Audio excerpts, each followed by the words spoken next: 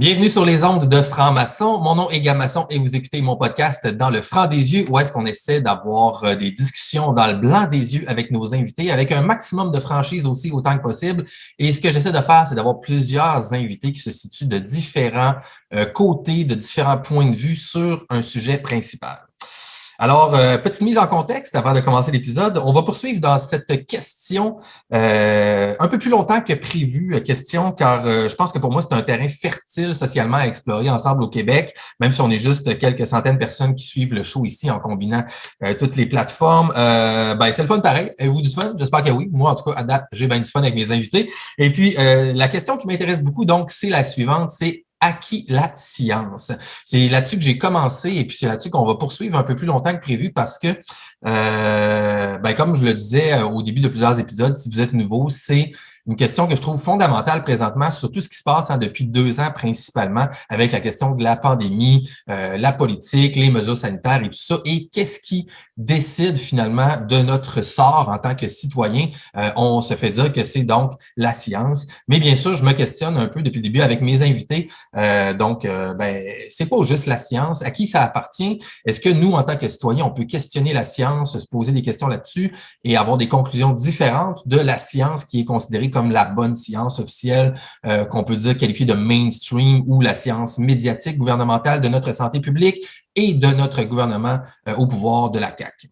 Alors, c'est un peu le sujet de la base là-dessus. C'est un sujet qui divise beaucoup la population et c'est ce qui m'intéresse présentement parce que, selon moi, évidemment, je ne suis pas un expert ni un scientifique, mais ma compréhension de la méthode scientifique, c'est quelque chose qui doit être, entre guillemets, neutre en soi. Donc, quand on suit la science, ça nous mène en quelque part et on devrait tous, en théorie, être d'accord autour de ça, mais malgré tout, comme je viens de le dire, ça divise énormément la population et il se retrouve à avoir des camps politiques finalement rattachés à certaines observations ou certaines analyses scientifiques. Et là, les gens se retrouvent présentement divisés autour de ce qu'on appelle la science. Alors, ça devient très, très intéressant d'analyser ça. On le voit présentement. Alors, aujourd'hui, à l'enregistrement de ce podcast avec mon invité, on est le 31 janvier. On vient de passer le week-end du Convoi de la liberté, des Truckers for Freedom qui se sont rassemblés à Ottawa.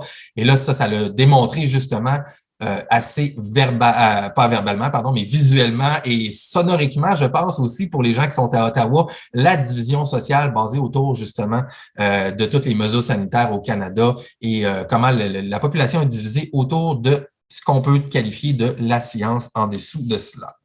Alors, la question me passionne et ce que ça fait aussi, l'idée de considérer la science socialement, c'est que ça donne naissance à des personnages un peu partout, des commentateurs, des gens qui se prononcent en ligne sur la société, sur notre culture, ici même au Québec, mais avec un certain background qui pourrait être rattaché de près ou de loin à ce qu'on appelle la science.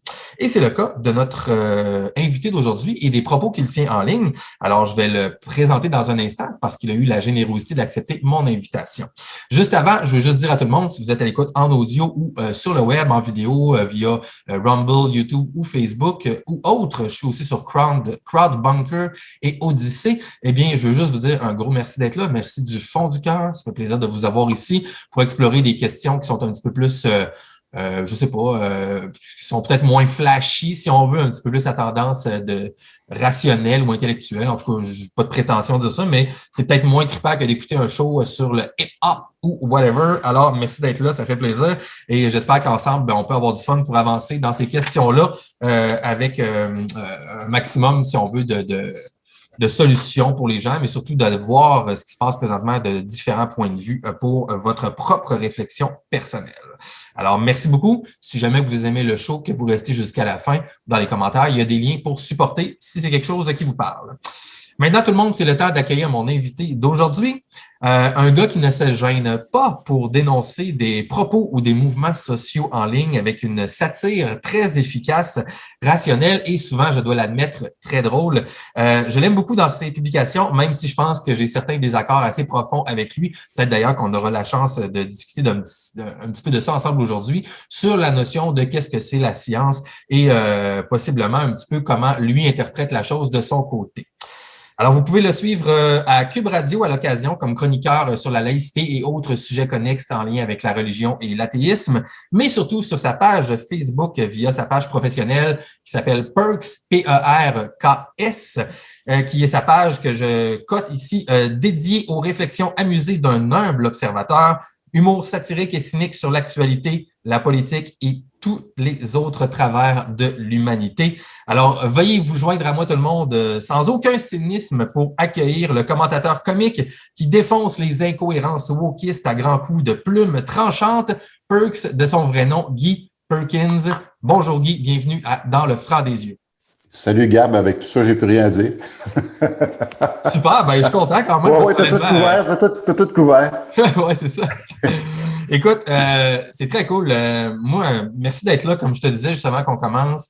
Mon objectif ici, c'était d'avoir autant de gens possibles qui ont des points de vue différents des miens et différents entre eux pour pouvoir parler de cette question que j'ai juste appelée « À qui la science » ou « À qui appartient la science » ou un petit peu « Qu'est-ce que la science » et tout ça. Puis avec les mois, en fait, ça fait 2 mois à peu près là, que j'ai commencé et tout ça, un petit peu plus avant Noël. Je me suis rendu compte que c'est difficile, en fait, plus que je pensais vraiment.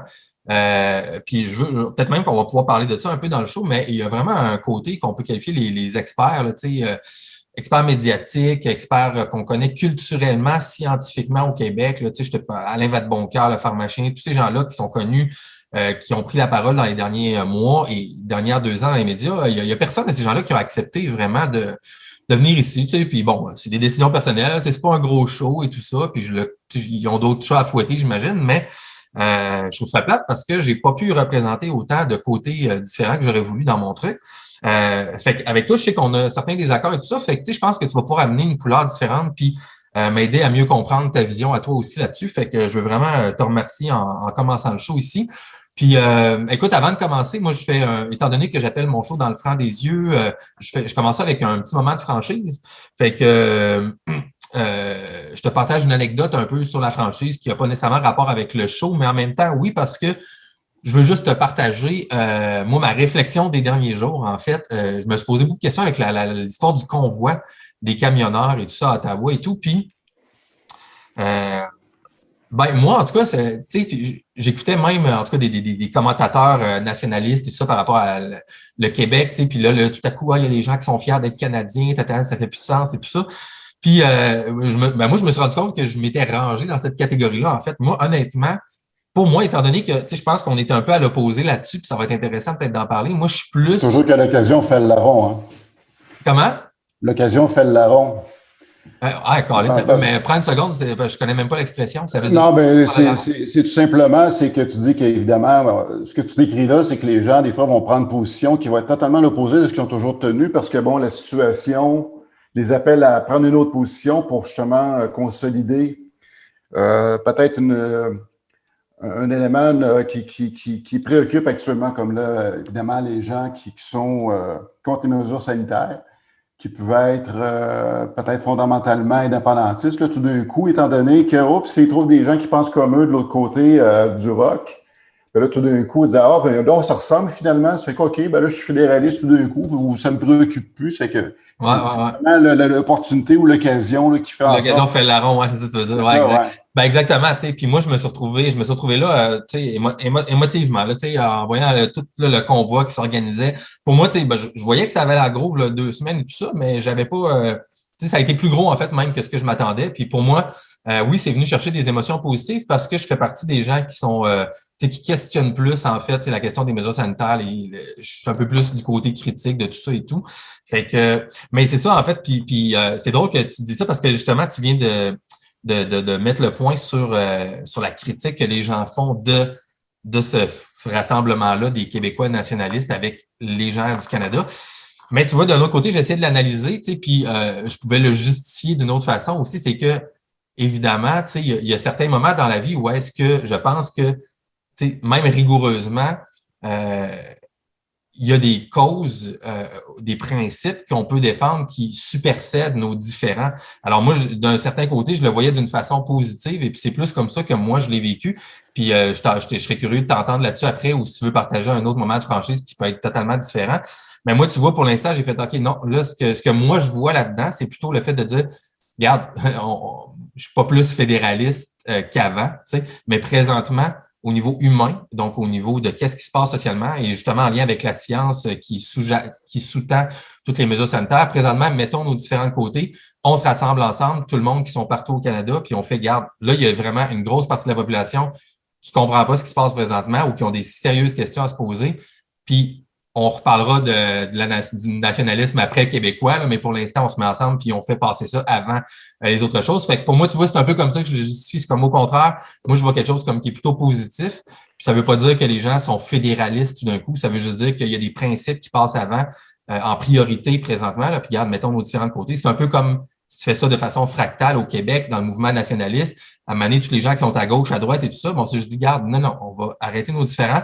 Ce qu'on veut, c'est faire l'indépendance. Puis après ça, on s'engueulera sur la gauche, la droite, puis le socialisme et tout ça. Fait que tu vois, moi, je le vois d'un autre niveau fractal national. C'est un peu comme ça que je le fais. Pour moi, ça représente la méthode scientifique. Fait que je te passe la parole, mon cher, pour commencer. As-tu une anecdote sur la franchise, le moment de franchise, ou tu veux juste répondre à ce que je viens de te lancer directement pour commencer?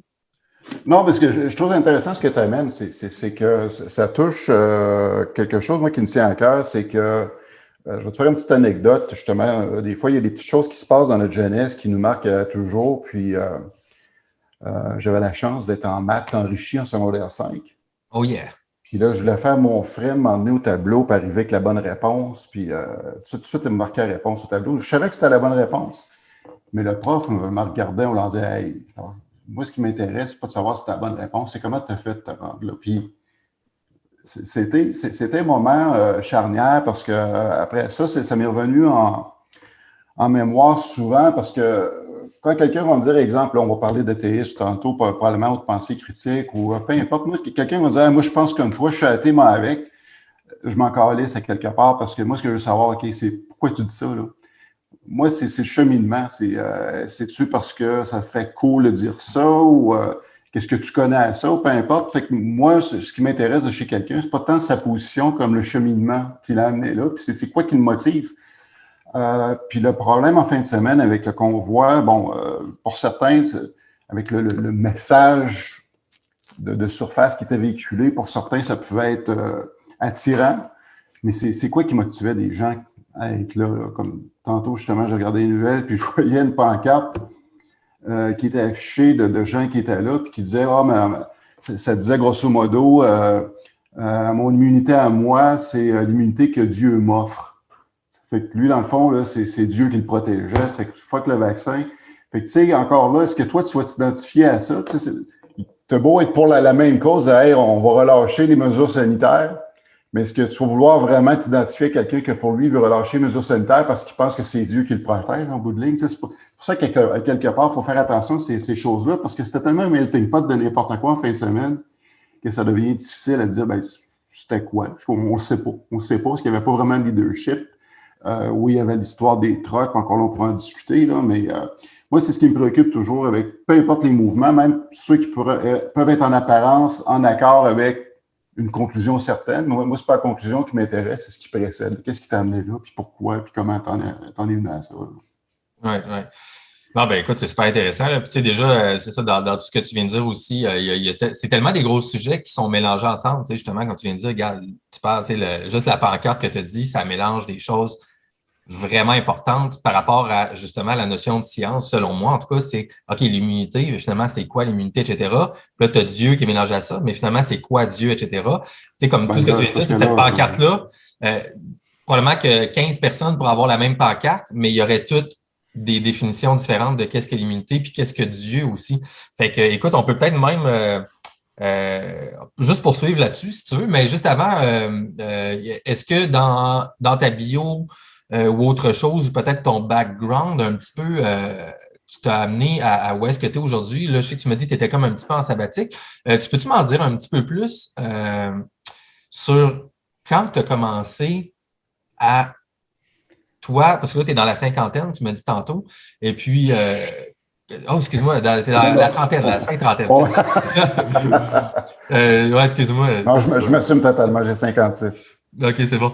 Mais ouais, c'est ça. Fait que quand est-ce que tu as commencé à te prononcer? Moi, il y a quelque chose qui m'intéresse dans ça parce que On a tous une vie intérieure, veut pas, tout le monde a ses opinions qui se forment et tout ça. Mais quand est-ce que tu as eu le mouvement dans ta vie de te dire, OK, là, publiquement, je vais me prononcer? Est-ce que c'était avant les réseaux sociaux, avant Facebook et tout ça? Est-ce que tu avais déjà des écrits, des choses comme ça? Ou c'est venu avec les réseaux sociaux? Ça l'a un peu précédé parce que fut une époque où les journaux avaient un espace qui était réservé à l'opinion des lecteurs. J'avais commencé à m'aventurer là-dedans au début des années 2000. De temps en temps, je me disais, bon, il y a des gens qui écrivent, moi, avec, je pense que j'ai de quoi dire. Puis, j'avais un certain recul, une certaine expérience qui me permettait de le faire parce que j'ai toujours eu comme principe que tant qu'à m'ouvrir la bouche, je vais essayer de savoir le plus possible de quoi je parle sans dire que je détiens une vérité, mais au moins connaître un minimum de ce qu'il y en est ou faire associer à ça une partie de mon vécu. Fait que ça a précédé les réseaux sociaux par ça. J'étais quand même publié assez régulièrement. Puis même, puis à l'époque, pendant 32 ans, j'ai été dans le domaine marketing-vente dans une grande entreprise industrielle. Okay. De temps en temps, les gens en profitaient pour dire « Ah, j'ai lu ce que tu as écrit dans le journal, c'est intéressant. » Puis ça amenait des discussions qui étaient le fun. Avec genre tes clients ou tes collègues ou choses comme ça? Oui, les clients, oui, c'est ça. Ouais, c'est les gens disaient « Ah, c'est fun ce que tu as dit, je ne suis pas tout à fait en désaccord ou je suis totalement en accord. » Puis ils pouvaient me dire pourquoi. Puis là, c'était le fun parce que là, on peut aller justement plus loin que l'opinion de base, dire « OK, mais pourquoi toi tu penses comme ça? » C'est que moi, ça a toujours été quelque chose qui m'a préoccupé. Puis ça a commencé avec ça. Puis après ça, avec l'apparition des réseaux sociaux, au départ, j'avais une certaine réticence parce que bon, je trouvais ça un petit peu drabe parce que ce qu'on voyait essentiellement, c'était des trucs que les gens, encore, ça existe encore beaucoup, les gens qui vont quasiment donner leur agenda minute par minute de ce qu'ils font. Bon, là, j'ai regardé dehors, il neige, puis au départ, c'était ça, mais j'ai dit, bon, je vais essayer de faire d'autres choses avec ça, personnellement. Puis, j'en profitais justement pour passer des réflexions comme j'ai fait, ce qui m'a amené à créer la page Perks par la suite. Nice. Où j'ai intégré à ça, c'est-à-dire la transformation d'image. J'ai pris un petit cours de Photoshop en ligne. Puis je me suis amusé à faire justement des montages. Ouais, c'est ça. OK. À utiliser, on dit qu'une image vaut 1000 mots. Ça fait que souvent, c'était la façon de passer un message, puis aller chercher des références populaires que les gens puissent se retrouver, puis de faire tout de suite une connexion. Puis ça a fait boule de neige. J'ai été repéré par la suite par le Journal de Montréal qui m'ont proposé de participer toujours avec ce qu'on appelait les photos caricatures, à contribuer justement pour le contenu du défunt blog Humour qui avait, je pense, aux alentours de 2012 jusqu'à 2015-16. Et puis, c'est là, justement, que j'ai pu entrer en contact avec des gens comme tous les gens qui gravitent autour de ça. J'ai eu mon podcast aussi, où j'ai fait participer plusieurs de ces personnes-là. Puis, Richard Martineau, encore aujourd'hui, qui m'invite à collaborer avec lui sur Cube Radio. À commenter, c'est ça, comme on parlait tantôt, des trucs un petit peu plus reliés à tes champs d'intérêt, qui sont c'est ça, principalement, et puis la religion et tout ça. C'est que la page Perks, qui était au départ essentiellement justement de la photo-caricature, du travail d'image. Mais évidemment, à un moment donné, la population ou le crowd a grandi dans l'environnement. J'en ai profité en même temps aussi pour faire certains éditoriaux qui était plus sérieux souvent. C'est qu'en même temps, j'en profitais pour faire la promotion de ce qui me tient à cœur aussi, c'est-à-dire la pensée critique. Et puis, évidemment, le but, moi, c'est pas d'essayer de plaire à un groupe de personnes. Moi, c'est d'être vraiment directement connecté sur mes convictions profondes. Ce qui fait que j'ai à peu près pas d'amis parce que, dépendamment, si je fais des blagues sur la gauche, là, soudainement, l'auditoire de droite va monter. Si je fais des blagues sur la droite, là, c'est la gauche qui monte. Fait qu'à un moment donné, quand un se sent attaqué, là, tu vois l'auditoire descendre d'un bord ou de l'autre. Fait que de ce temps-ci, j'ai été très critique, justement, du mouvement anti-mesure, anti-vax, ce qui fait que j'ai reçu beaucoup de bêtises, de menaces, puis de toutes sortes de trucs de même, là, pour... Puis évidemment, c'est super intéressant. Puis c'est ça que j'aime de... j'apprécie ta solitude, mais j'aime ça de personnes comme toi, en fait, parce que c'est justement, c'est un peu comme la phrase que je disais tantôt, c'est que moi, je pense qu'il y a des principes, il y a des valeurs qui sont là qui toi, tu drives avec ça, tu n'es pas là, tu n'as pas l'air d'être là pour plaire justement, quand tu viens de dire ce qu'on pourrait appeler un électorat ou une fanbase, quelque chose comme ça, tu y vas avec ce qui est important pour toi, ce qui, selon toi, est factuel autant que possible, puis ce qui fait pas de sens, puis tu feras pas de quartier, puis tu vas pas te pencher pour ça. Fait que moi, j'admire ça dans un Non, certain côté, tu sais, fait que je trouve ça très cool. je suis pas Éric Duhem. Ah, ben c'est intéressant. On pourra même en parler en passant, parce que tu vois, je suis pas sûr, je suis d'accord avec... Ben, tu sais, c'est drôle, mais je suis pas sûr pour moi que c'est factuel tant que ça. Mais peut-être, je ne sais pas. Je suis encore un peu mi-figue, mi-raisin par rapport aux intentions profondes de Duhem, tu vois. Mais je veux te poser une autre question par rapport à. Je ne sais pas si tu es à l'aise, puis si tu n'es pas à l'aise, tu me le dis. Oui, oui. Mais t'es dans quel. Tu dis que c'était dans l'industriel, ton travail? C'était-tu comme dans des pièces techniques ou c'était-tu par rapport à quel sujet ou c'était plus large de la Non, c'est construction? ça, dans le domaine forestier. Forestier, OK. Oui. Je me demandais, c'est-tu euh,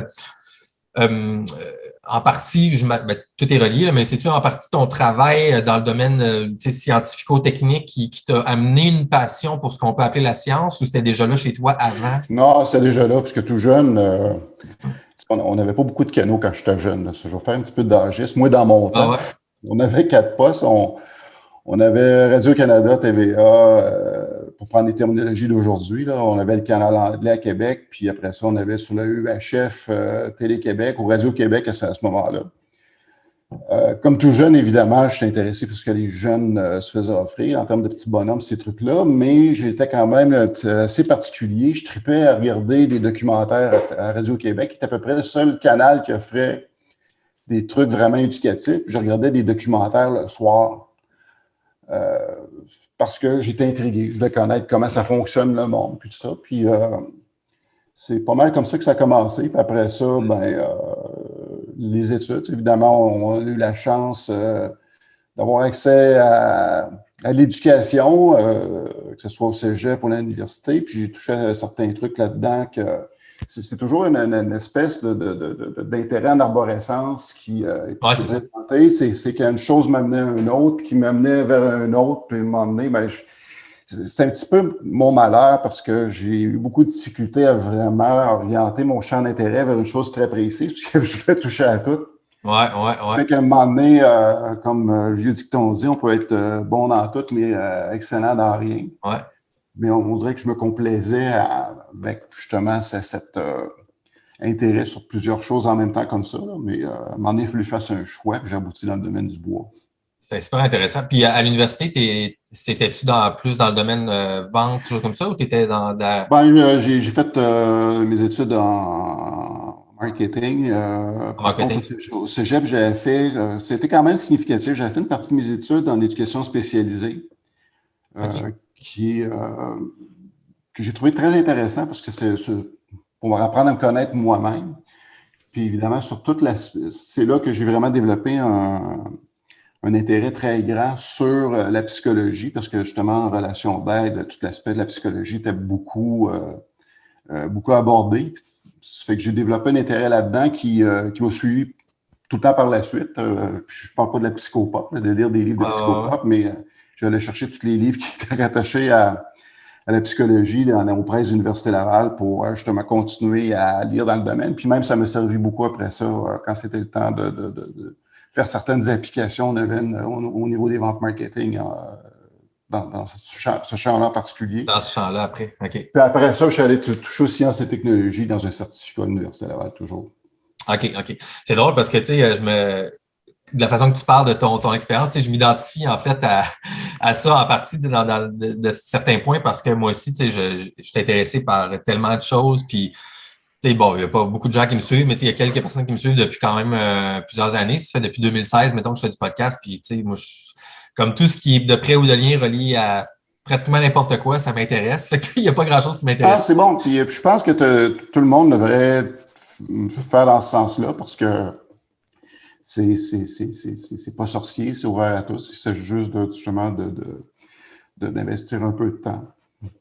Exactement. Justement, c'est comme n'importe quoi, c'est comme l'exercice. Ça, si tu t'entraînes un peu, tu vas être un petit peu en forme. Ça, c'est la même chose pour le cerveau. Si tu t'entraînes un peu, tu vas en savoir un peu. Si tu t'entraînes un peu plus, tu vas en incorporer, en intégrer un peu plus. Ouais, exact. Fait que on va revenir justement dans les trucs un peu plus concrets. Euh, je ne sais pas si tu es d'accord avec ça, mais justement en lien, parce que oui, c'est un muscle, mais en même temps, il y a un autre degré d'analyse aussi de la notion d'être un chercheur, en fait, parce que tu es comme t'es un chercheur, tu es quelqu'un qui cherche à comprendre depuis que tu es tout petit. Puis avec plusieurs autres de mes invités euh, que j'ai reçus, Bernard Massy, entre autres, Marc Zaffran, qui est comme un bioéthicien, un microbiologiste, et puis André Forti aussi, qui est un des gars de Réinfo COVID. On jasait un peu justement de ces notions-là, puis eux, tu sais, le consensus qui se dégageait en tout cas de ces trois personnes-là, c'est qu'à la base, en tant qu'être humain, quand on vient au monde, on est comme un peu, on est des scientifiques, en fait, à la base, parce on est des êtres en tant qu'enfants qui posent des questions puis qui veulent chercher à comprendre le monde pour juste naturellement pouvoir évoluer dans le monde. Fait qu'il faut que tu comprennes. Donc, à la base, on est comme des chercheurs. Puis avec le temps, ben, soit on se spécifie ou on perd un peu cette qualité naturelle-là on veut, qui est de chercher à comprendre en ayant du feedback avec l'environnement pour pouvoir faire ses propres consensus, puis après ça, avancer graduellement de façon par itération. Fait que, mini question comme ça, est-ce que tu penses que ça fait du sens, ça, toi, qu'on est quasiment comme scientifique, puis qu'au fil du temps, finalement, on a plus tendance à perdre cette notion-là que l'inverse? Ben, moi, j'aime faire la comparaison avec le cerveau humain, c'est-à-dire le cerveau vient avec ces lignes de codage de base. Donc, c'est-à-dire ce qui est inné, c'est-à-dire nos algorithmes de base qui vont nous permettre de minimalement de survivre, c'est-à-dire de respirer ces trucs-là. Mais après ça, au niveau des acquis, c'est évidemment, en éducation spécialisée, on mettait une très grande emphase, c'est-à-dire sur les 7 premières années du développement cognitif d'un enfant. Fait que c'est sûr que c'est là qu'il y a beaucoup de choses, beaucoup de lignes de codage qu'on va appeler, si on regarde la comparaison avec un ordinateur, des lignes de codage qui vont être importantes. C'est sûr qu'un enfant a aucune capacité, lui, après ça, de dire, ben ça, cette ligne de codage-là, tu la rentres, celle-là, tu la rentres pas parce qu'ils n'ont aucune expérience. Ils se fient totalement sur ce qu'il a eu à faire, dépendamment du type d'environnement dans lequel il est. C'est que s'il est dans un environnement où les gens ont tendance à être très endoctrinaires, ben, eux prennent ça pour du cash, puis quelque part, ils l'intègrent, puis ça va les suivre pendant un bout, jusqu'à temps qu'ils grandissent, puis si, heureusement, ou je le souhaite, qu'ils vont être exposés à autre chose pour pouvoir re-questionner à tout le moins toutes ces lignes de codage-là qu'ils ont eues tout jeunes. Fait que oui, c'est que moi, t'es une page blanche, à part, comme je te dis, on mis là, ton algorithme de base de quand tu viens au monde, mais tu as une page blanche qui se fait remplir, dans laquelle tu n'as pas vraiment t'as pas vraiment de mots à dire quand tu es jeune parce que, bon, c'est les adultes qui t'entourent, là, justement, qui vont t'encoder, ni plus ni moins. Tu espères à ce moment-là d'avoir des adultes qui t'entourent, qui vont t'encourager, justement, à te questionner ces choses-là, mais sauf que ça vient un peu plus tard. Fait que les 7 premières années, ça devient un petit peu difficile. Je comprends ce que ça te dit, c'est un peu ça. Tu es une éponge, un enfant va tout capter ce qu'on lui donne. Après ça, c'est d'espérer qu'il y ait toute la nourriture intellectuelle pour pouvoir, après ça, départager puis se forger justement une bonne partie de sa personnalité puis de ses croyances ou les choses auxquelles il adhère. Oui, mais tu vois, tu vois, déjà là, c'est super intéressant parce que la notion de page blanche en soi est aussi controversée dans tout le milieu scientifique, justement, de la recherche par rapport à nature versus nurture, nature versus mais c'est éducation. mais c'est parce que le problème actuellement, c'est qu'il y en a qui pensent que tu es exclusivement une page blanche. C'est ça. Mais non, moi, je suis de l'école qui a les acquis puis il y a l'inné, là. L'inné, c'est encore une bonne partie. Écoute, on est une espèce, là, mettons, si on prend l'Homo sapiens, on est là depuis environ 200-250 000 années. C'est pas vrai qu'en 200-300 ans, que les 250 000 ans d'évolution, c'est-à-dire notre cerveau est à peu près, il n'est pas à peu près le même, il est exactement le même que ce qui était il y a 250 000 ans. Donc, tout ce bagage génétique-là, justement, hérité de l'évolution, est encore là. Ça fait que là, de croire que soudainement, qu'on est exclusivement une histoire de page blanche totale, non, ça, je n'adhère pas à ça. Il y a encore des choses là, qui sont là, qui proviennent de notre algorithme de l'inné, qui vont venir nous influencer grandement. Là. Puis, non, ça j'adhère pas justement à ceux qui vont dire qu'on est exclusivement une page blanche. Là. D'ailleurs, Steven Pinker a fait un très bon essai là-dessus, justement, de Blank Slate, là, qui vient contredire toute cette thèse-là de gens qui vont dire qu'on est exclusivement des pages blanches, puis qu'on est strictement une construction là, de notre environnement. Ben, c'est fascinant, en fait, parce que là, on tombe dans l'aspect qui est relié à ce que je disais dans mon introduction, la science et la politique, là, les clans qui se créent là-dessus, parce que la notion, justement, de la page blanche, évidemment, on généralise, là, mais il y a une question statistique là, qu'on peut élaborer après, mais la question, justement, de la page blanche, là, le blank slate totalement, comme de quoi qu'on est uniquement le produit de l'environnement dans lequel on vit, a été beaucoup utilisé comme étant quelque chose qui est comme sous-tendu vers l'espèce de côté gauche, là, féminisme intersectionnel, etc., comme de quoi que c'est juste l'environnement et tout ça qui te forme, et puis que les gars, les filles n'ont pas, puis là, la question du sexe avec le genre là-dessus, que l'homme, il n'est pas nécessairement une femme et tout ça, c'est juste son environnement. Donc, à ce moment-là, la personne qui naît avec un sexe mâle, finalement, son environnement va le former comme étant un sexe masculin, va le former comme étant un mâle. Là, fait que là, il y a tout ce truc-là qui devient super intéressant. Puis là, ça forme justement le camp politique progressiste autour de ça. Puis là, de l'autre côté, mettons, les gens qui ont plus ta vision à toi font non, mais attends un petit peu, parce que là, ça marche pas, ce que vous dites, c'est pas factuel. Fait que, tu sais, puis là, moi, j'arrive, là, je suis comme, ouais, OK, mais là, la méthode devrait tous nous amener à la même place. Fait il y a en quelque part, il y a des incohérences scientifiques parce que si on suit la méthode, on devrait, en théorie, comprendre le mécanisme de la biologie entre ce qui est l'instinct ou ce qui est inné. C'est pas tant la méthode comme aussi, c'est que de ne pas tirer une conclusion qui est immuable, parce que moi, j'ai rien contre discuter de ces éléments-là, mais il faut en discuter. C'est ça. Le moment que tu vas en discuter puis élaborer, parce que peut-être qu'il pourrait arriver à nous convaincre, mais la façon qu'il procède, c'est que non, c'est un mantra, un dogme que tu dois accepter sans questionner. C'est là qu'est le problème. Parce qu'on peut parler n'importe quoi, mais sauf que faut que tu arrives à me convaincre. C'est ça la méthode, c'est-à-dire faut que tu arrives avec des arguments qui sont solides, qui sont appuyés par des faits. Quand on regarde justement toute la doctrine du postmodernisme, c'est que eux, pour rendre leur discours inatteignable, c'est de dire, bon, ben la réalité objective, ça n'existe pas, donc on n'a pas à se préoccuper justement des preuves ou d'amener quoi que ce soit qui vient soutenir ce qu'on a là. Parce qu'on est ailleurs, parce qu'il faut aller justement au-delà de ce qui nous a été présenté depuis le siècle des Lumières ou depuis l'avènement de ce que Francis Bacon nous a offert avec la méthode scientifique. C'est là que ça devient le problème. C'est que dès le moment que tu ne veux plus discuter, on entre dans le dogme, puis ce qui fait que là, à ce moment-là, ça ne vaut même pas la peine de discuter. Si tu veux m'amener l'idée, oui, je suis prêt à le recevoir, mais après ça, il faut que tu sois capable de recevoir en contrepartie du questionnement, une critique ou peu importe. Là, pas nécessairement de réfuter pour réfuter, mais d'être capable de répondre aux choses qui semblent justement critiquables dans ce qui est amené. C'est simplement ça. Là. Exact. Puis tu vois, c'est ça qui est le fun. Moi, je suis 100% d'accord avec toi là-dessus. Fait que, tu sais, c'est ça que je trouve cool de quelqu'un comme toi, parce que tu utilises, c'est ça, cette espèce de rigueur-là. En tout cas, ben, tu sais, en fait, la rigueur de l'humilité, tu sais, finalement, dans le sens de dire, regarde, non, mais si on veut en discuter de façon sérieuse, il faut pouvoir se mettre en danger, il faut pouvoir être prêt à sortir de sa zone de confort, puis accepter des arguments qui sont là, puis de comprendre qu'à la limite, ben, tout ce que je pense être vrai peut ne s'avérer pas vrai par des nouveaux éléments qui arrivent que j'avais mal considérés ou mal compris, etc. Oui, parce que souvent, ceux qui vont vouloir te faire taire, c'est parce qu'eux autres mêmes ne maîtrisent pas ce qu'ils essaient de te vendre. Ce qui est la page ou une espèce de couleur qui s'est dégagée du mouvement, justement, whatever, tu sais, comme intersectionnel, ou c'est quoi l'autre mot que tu as dit, là, que j'ai oublié, là, la gauche.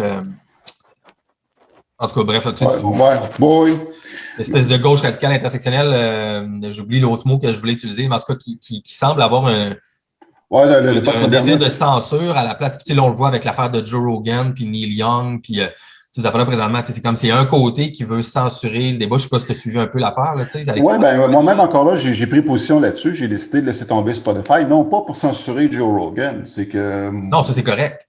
Je veux pas qu'il censure, je veux pas qu'il coupe, mais sauf que moi, étant donné justement les faussetés que Rogan peut véhiculer, de toute façon, je l'écoutais pratiquement plus parce que justement, autant qu'il était intéressant au début, parce qu'il y avait une certaine rigueur, à un moment donné, il s'est laissé emporter dans un genre je ne sais pas s'il est tombé dans un genre de trip, parce que là, lui prétendait avoir tout compris, puis maintenant, voici, je vais vous dire qu'est-ce qu'il y en est. Je me suis désintéressé de lui quand même depuis un bout de temps. Puis là, de voir qu'il était tombé là-dedans, d'une part, ça me surprend. Et puis, non, quelque part, je me disais, surtout que le contrat qui... Qu'est-ce que tu veux dire de tomber là-dedans? Ben, de faire des affirmations, justement, sans amener de contrepartie. Il y a toujours, c'est ça. Moi, OK, mais c'est le fun parce que tu vois, je n'étais même pas sûr de ton point de vue par rapport à ça, mais il y a toujours reçu des invités des deux côtés. Tu sais, je veux dire, il a reçu dans les derniers mois. Moi, depuis qu'il est allé à Spotify, tu vois, j'écoute pratiquement plus non plus, à part des extraits, parce que je me suis jamais abonné à Spotify de mon côté. Ça me faisait chier en plus. Anyway, ça, c'est l'autre affaire. Mais il a reçu des scientifiques de l'autre côté, il a reçu des Peter Hotez, Paul Offit, Sanjay Gupta dans les derniers mois et tout. Puis là, il a reçu Robert Malone puis Peter McCullough. Fait que il y a quand même. C'est que, tu sais, en partant, justement, juste de faire la promotion de l'ivermectin, c'était déjà un petit peu douteux. Tu sais, lui-même reconnu pas plus tard qu'aujourd'hui, qui avait pris pas mal trop parti, qui allait faire des efforts pour se recentrer, puisque, bon, évidemment, il faut qu'il réagisse à ce qui se passe, parce que je pense qu'il y a eu quand même un mouvement de fond de gens qui se sont désabonnés. Parce que moi-même, je serais le premier à pas demander, à pas le faire taire, le gars, il peut dire ce qu'il c'est veut. ça, exact. J'ai le droit de pas l'écouter, là. Puis oui, exactement. Puis tu des abonnés de Spotify. Puis de pas contribuer à sa paye non plus, là. Exact. Ben oui, puis c'est ça. Puis moi, je suis comme 100% d'accord avec ça. Tu sais, encore une fois, c'est ce qu'on appelle du boycott. Moi, tant qu'à moi, la plus belle façon de s'exprimer, c'est du boycott. Avec ton portefeuille. Je serai toujours contre la censure. Des fois, c'est sûr que ça peut être tentant de vouloir faire taire du monde. Là. On est tous humains, là. On a tout ce réflexe-là instinctif, de dire il y a quelque chose qui ne fait pas mon affaire que j'entends. Notre fond va toujours vouloir ressurgir pour pouvoir faire taire. À un moment donné, il faut être capable justement d'aller prendre 2-3 respirations pour dire OK, c'est quoi qui est en train de se passer? Puis restons quand même alignés sur nos convictions profondes. Puis, pas tomber dans le piège, justement, de nos émotions qui peuvent être trompeuses, souvent. Non, c'est ça. Puis, fait que revenons peut-être même sur... parce que moi, je veux voir un peu... parce que bon, tu sais, on est vraiment d'accord sur beaucoup de choses. Il y a des endroits où est-ce qu'on l'est moins. Fait que tu vois, mettons, pour revenir à mélanger un peu ou transverser un peu la situation... gauche intersectionnelle, postmoderne, c'est ça, je cherchais tantôt, postmoderne versus ou néo-marxiste à la limite, ou versus le mouvement des mesures sanitaires.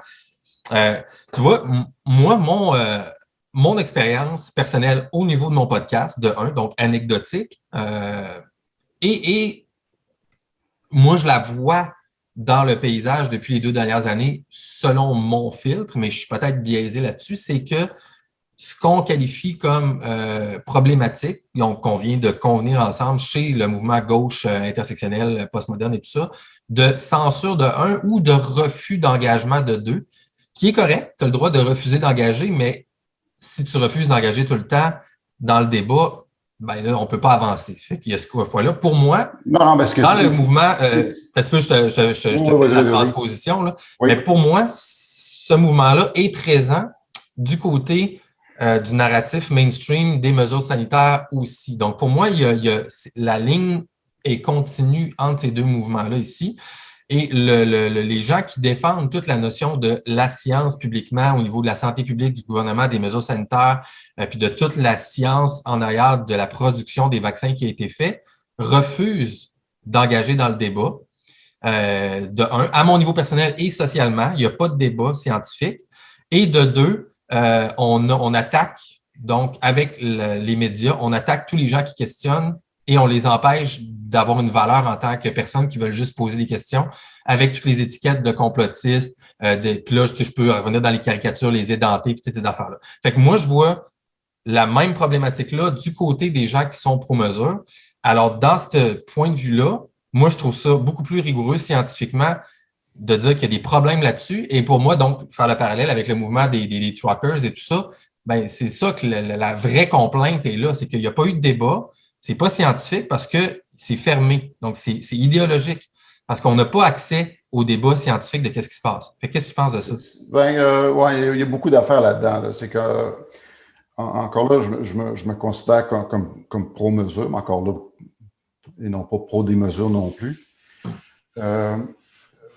Moi, ce qui me préoccupe surtout, comme je te disais tantôt, si quelqu'un m'arrive et me dit « moi aussi, je suis pro-mesure », encore là, je vais toujours être méfiant avec quelqu'un qui va me donner sa position, peu importe qu'il soit pro-mesure ou anti-mesure. C'est quoi qui te motive? C'est quoi qui fait que tu es pro-mesure? C'est quoi qui fait que tu es anti-mesure? C'est quoi exactement qui est dérangeant? Puis, s'il y a des choses que je peux faire comme reproche au gouvernement, en tout cas, moi, de l'impression que j'ai, c'est d'avoir très mal expliqué ce qui se passe. En tout cas, tout le moins, si j'étais vraiment néophyte, que je ne connaissais rien, il y a de grosses chances que je serais non satisfait non plus. Il s'agit de voir là, c'est quoi qui est dérangeant dans les mesures. Qu'est-ce qui parce qu'encore là, tu peux être contre les mesures, mais c'est contre les mesures pourquoi? Parce que tu es contre le vaccin, tu es contre le fait de porter un masque, c'est quoi? Ou parce que tu penses que le virus n'est pas aussi grave qu'il est? C'est quoi exactement ton point d'ancrage dans ton positionnement? Que tu me dises, toi, que tu es anti-mesure, ben, ça serait la première question que je te poserais, c'est qu'est-ce qui fait que tu en es là? Oui, ben encore là, l'étiquette anti, là, tu viens de la poser, mais c'est quand même je comprends. J'aime pas les étiquettes, moi non plus. Moi, quelque part, quand quelqu'un me dit t'es-tu de gauche, t'es-tu de droite, ça me fait chier. C'est tellement futile, là, parce que quelque part, là, quand tu cherches à vouloir te mettre une étiquette, c'est que là, en partant, là, tu viens dire que ça ne te tente pas de jaser. Là. Parce que tu ne viens pas faire la démonstration que tu es à recherche de la vérité, puis encore là, pas la vérité dans le sens immuable, là, mais de tendre à comprendre ce qui se passe. Ça fait que moi, tant qu'à moi, une idée ne devrait pas être évaluée à savoir si c'est une idée de droite ou de gauche. Est-ce qu'elle fait du sens? Oui ou non? Exact. Puis je vais te raconter une anecdote, mais quand même qui est assez significative de comment les gens pensent. Puis là, on monte à la crise des carrés rouges, il y a 10 ans. Ouais. Il y avait l'opposition des carrés rouges avec les carrés verts. Puis ça m'avait frappé un soir, justement, j'étais en train de taponner sur Facebook. Puis je me souviens, c'était le fameux week-end où il y avait eu un petit peu de grabuge à Victoriaville. Je me souviens bien, le Parti libéral avait son congrès à Victoriaville. Puis pendant ce temps-là, le vendredi soir, il y avait une négociation entre les leaders étudiants et le gouvernement. Puis il y avait techniquement eu, le vendredi soir, une entente de principe entre le mouvement étudiant et le gouvernement. Puis là, bien évidemment, les étudiants étaient pour aller proposer justement l'entente à l'ensemble justement des étudiants. Puis j'ai vu passer un commentaire justement qui était très révélateur. À un moment donné, il y en a un qui disait « Ah, ça a l'air qu'il y a une entente. » Il y en a un qui dit « Oui, oui. » Il dit « Est-ce que les carrés verts sont pour l'entente? » Il y en a un qui dit « Oui, ils sont pour. » Il dit « Ben, dans ce cas-là, je suis contre. »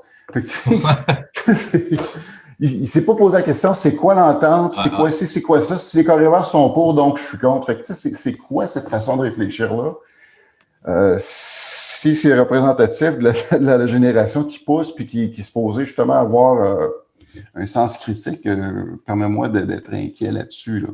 Pour revenir à l'aspect des mesures, ben là, c'est de savoir justement c'est quoi qui peut être dérangeant par rapport aux mesures actuellement. C'est quoi le regard que les gens portent sur la pandémie actuelle? Parce qu'évidemment, si tu écoutes des gens, le virus serait inquiétant strictement, c'est que si tu le pognes, là, que ça se passe comme des films de zombies, là, que tu es infecté, là, puis tu deviens zombie avec les yeux rouges qui veut manger la cervelle de tout le monde, mais là ça, c'est un vrai virus. Mais c'est pas vraiment ça auquel on a affaire. Il y a des précautions à prendre. Les précautions c'est plate à dire, sont toutes prises en fonction justement de notre capacité à soit soigner le monde qui va être infecté. Puis l'enjeu principal, c'est pas de savoir si les gens vont pogner la COVID ou non, c'est juste savoir quand. Mais ce que le gouvernement a à faire là-dedans, c'est d'essayer d'étendre dans le temps justement cette contamination-là qui va arriver de façon incontournable. Parce que tu ne peux pas te permettre d'avoir tout ce monde-là infecté en même temps, parce que la loi des grands nombres va surpasser de beaucoup ta capacité de les soigner. Fait que toi, dans le fond, ouais, fait que là, tu viens de me donner, j'ai l'impression, ton argument fondationnel ou de fondamental un peu sur qu'est-ce qui fait qu'à la base, donc, dans cette logique-là, toi, tu fais OK, ben, si l'objectif, c'est vraiment d'étaler autant que possible, fait que, tu sais, dans toute la notion de sauver le système de santé et tout ça, alors là, donc, toi, tu es prêt à donner du lousse, donner du lousse, donner du lousse. Encore là, j'aime même pas dire sauver le système de santé, c'est la capacité de soigner. Parce que tu veux être soigné. Parce que les gens, comme je te disais, ils voudraient un virus là, que systématiquement, tu le pognes, tu es dans l'arbre. Mais là, étant donné qu'il y a je pense pas que personne ne veut ça, mais je comprends ce que tu veux dire. Mais c'est que, étant donné qu'il y en a qui sont asymptomatiques, puis tout ça, mais il y a la loi des grands nombres à un moment donné qui te rejoint. C'est ça le problème de ce virus-là, c'est qu'il est extrêmement contagieux. Fait qu'il peut vraiment facilement mettre en application la loi des grands nombres. Fait que plus il va y avoir de gens qui vont être infectés, bien, même sur le petit pourcentage techniquement qui vont avoir besoin de soins, en nombre absolu, ça devient problématique. Moi, je sais bien que mon frère a été contaminé, lui, avec la première souche du virus en décembre 2000. On parle de la notion du temps un peu, lui, c'est en décembre 2020. Ouais. Qui était infecté, donc ça précédait le vaccin. Puis lui, faire un portrait, oui, c'est un gars qui avait 60 ans, mais qui est encore vivant, Dieu merci. Sauf que c'est un gars qui était en super shape. Il prenait soin de lui. Jusqu'à pas longtemps avant sa contamination, c'était encore quelqu'un qui faisait des combinés de vélo à longue distance et courses longue distance. Fait que c'était quelqu'un qui était en très bonne shape, mais il a pogné une version très virulente du virus qui l'a amené à 6 jours aux soins intensifs, puis que ça a viré en embolie pulmonaire. Puis qu'il y a une bonne partie de ses poumons maintenant qui sont nécrosés. Ça fait que. Y a-tu eu le respirateur et tout ça? Ou? Oui. Pas tous les 6 jours, là, mais il a fallu qu'il soit justement secondé puis shooté de toutes parts là, justement pour faire passer les embolies. Sauf que ça a créé du nécrosage au niveau de ses poumons. C'est qu'il est sorti magané de là, puis il était à quelques jours près d'y passer. Là, puis pourquoi il a pu survivre? C'est parce qu'il a eu accès à des soins. Fait que si tu laisses aller ça, puis qu'à un moment donné, ça déborde de partout, il y a une forte chance que dans un contexte où tu n'as pas de contrôle, où tu dis OK, on laisse aller le virus, à ce moment-là, tu as un système hospitalier qui n'est pas capable de sauver tout le monde. Parce que le monde disait, c'est juste les vieux qui meurent. Oui, c'est sûr que ça a été la première grosse vague. Mais après ça, il y a bien du monde qui ont survécu parce qu'ils ont eu accès à des soins. Parce qu'autrement, sans accès à ces soins-là, il n'aurait pas survécu. Puis mon frère aurait fait probablement partie de ça. Puis moi-même, j'ai été infecté à 5 jours avant ma première dose de vaccin. Moi, c'était le variant britannique. Et puis, j'étais inquiet, là, parce qu'à un moment donné, quand tu sais que tu as ce virus-là dans le corps, là, tu sais, OK, là, c'est carrément comme une loterie. C'est quelle version je vais avoir. Ouais, non, excuse-moi, continue. Non, tu te demandes c'est quelle version que tu vas avoir, parce que là, évidemment, tu te dis, bon, OK, est-ce que je me fie sur le vécu de mon frère? Est-ce que je suis condamné à avoir la même chose que lui? Ça n'était pas commode. C'était, moi, évidemment, de la grosse fièvre, de la fièvre intense pendant 5-6 jours, puis après ça, de la fatigue interminable, là, que ça a dû s'étendre sur 2 mois et demi. J'ai quelques cadeaux qui sont restés, comme j'ai des problèmes au point de vue cutané qui sont apparus, là, qui ne disparaissent pas. Ça fait que le virus a laissé des choses derrière lui. Il a peut-être laissé d'autres choses que je ne sais pas, là, mais pour l'instant, j'espère que ça va demeurer comme ça. Mais bref, tout ça pour dire que les mesures, c'est vraiment une question de gérer la façon que les gens vont être contaminés, puisque tu ne peux pas permettre, surtout le virus, sous la forme actuelle de l'Omicron, qui est un R0 au-delà de 8, on ne peut pas se permettre justement d'aller ça trop vite parce que justement, on n'aura pas la capacité de soigner tout le monde. C'est super intéressant. Puis, tu sais, moi, de la façon que tu expliques cet argument-là, tu sais, je le trouve logique, puis je l'accepte, tu sais, dans le sens que pour moi, le problème est vraiment pas là. En fait, tu sais, s'il y a des problèmes en soi qu'on doit découvrir et tout ça, c'est tout ce que tu dis fait du sens. Moi, je suis d'accord à 100% avec ça, en fait. Tu sais, dans tout ce paradigme-là, cette notion-là, ben, tout ce que tu as dit est sensé. Puis en effet, évidemment, si on est pour avoir beaucoup de gens malades d'un coup sec et que ça va empêcher des gens d'avoir des soins auxquels, en tout cas, on pense qu'ils devraient avoir droit, évidemment que si on a des mesures qui peuvent ralentir ça, all right, OK. D'un autre côté, comment est-ce qu'on peut le savoir? T'sais, on ne peut pas le savoir. Fait que, dans ce sens-là, c'est la notion du principe de précaution. Mais comme je te dis, c'est que ça a été très mal expliqué parce que il a fallu moi-même que je fouille un peu pour savoir. Tu ne m'as pas que tu as fait tes recherches. Oui, mais sauf que, évidemment, c'est pas faire des recherches, une chose, c'est d'essayer d'aller vers des sources quand même qui sont fiables. J'ai la chance d'avoir plusieurs membres de ma famille qui sont dans le domaine hospitalier, puis dont un qui a accès à des données intéressantes. Quand on regarde ça au Québec, c'est important de ramener ça en chiffre absolu. Au Québec, on a 600 centres hospitaliers. Globalement, on a grosso modo 1500 places en ICU ou les soins intensifs. Là, tu vas me dire pourquoi pas 3000, pourquoi pas 4000, pourquoi pas 5000? C'est parce que, évidemment, c'est sûr que quand les actuaires du gouvernement vont faire des évaluations, ils évaluent en fonction justement des données qui sont existantes. Enlève la pandémie, tu fais des évaluations justement du nombre de cancers que tu as traités d'une année, puis ci, puis ça, toutes les formes de cancer, que ce soit des poumons, n'importe quoi, toutes les maladies que tu peux rencontrer d'une année. Les statistiques se tiennent d'une année à l'autre, puis les projections que les actuaires vont faire vont dire, ben écoute, dans un contexte de même, dans un monde, ils vont établir une norme minimale puis une norme maximale de ce que ça devrait être le nombre de lits puis le nombre de centres hospitaliers.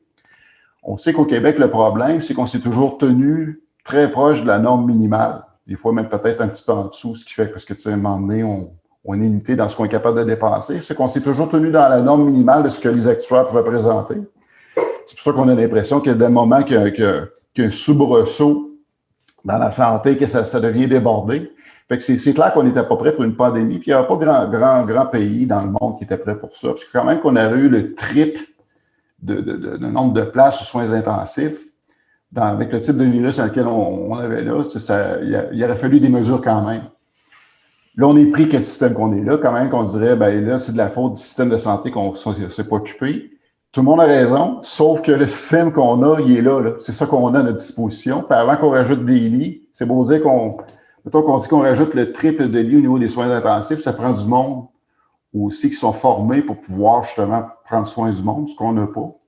Fait qu'on est comme pogné avec ça. Puis même, comme je te dis, même si d'avance on avait eu d'autres choses que ça qui était mieux, le virus a surpassé, on l'a vu mondialement. C'est pas comme s'il y avait juste le Québec qui a été dépassé par ça. Partout en Occident, il n'y a pas un système de santé qui a été capable de répondre à la demande, justement, sans prendre de mesures comme celles qu'on a connues. Est-ce que je suis tanné? Oui. Ben, on ne le sait pas, right? Encore, c'est encore ça. C'est toujours qu'on ne sait pas ça aurait été quoi la réalité sans les mesures. Right? Il faut quand même rester factuel. Oui, ça là-dessus, je me fie sur les données, puisque là, il y a quand même des données qui sont accumulées depuis. J'ai lu le livre du spécialiste justement en épidémiologie américain qui s'appelle Nicholas Christakis, qui a écrit un très bon livre là-dessus, justement, ce qui a commencé lui à compiler.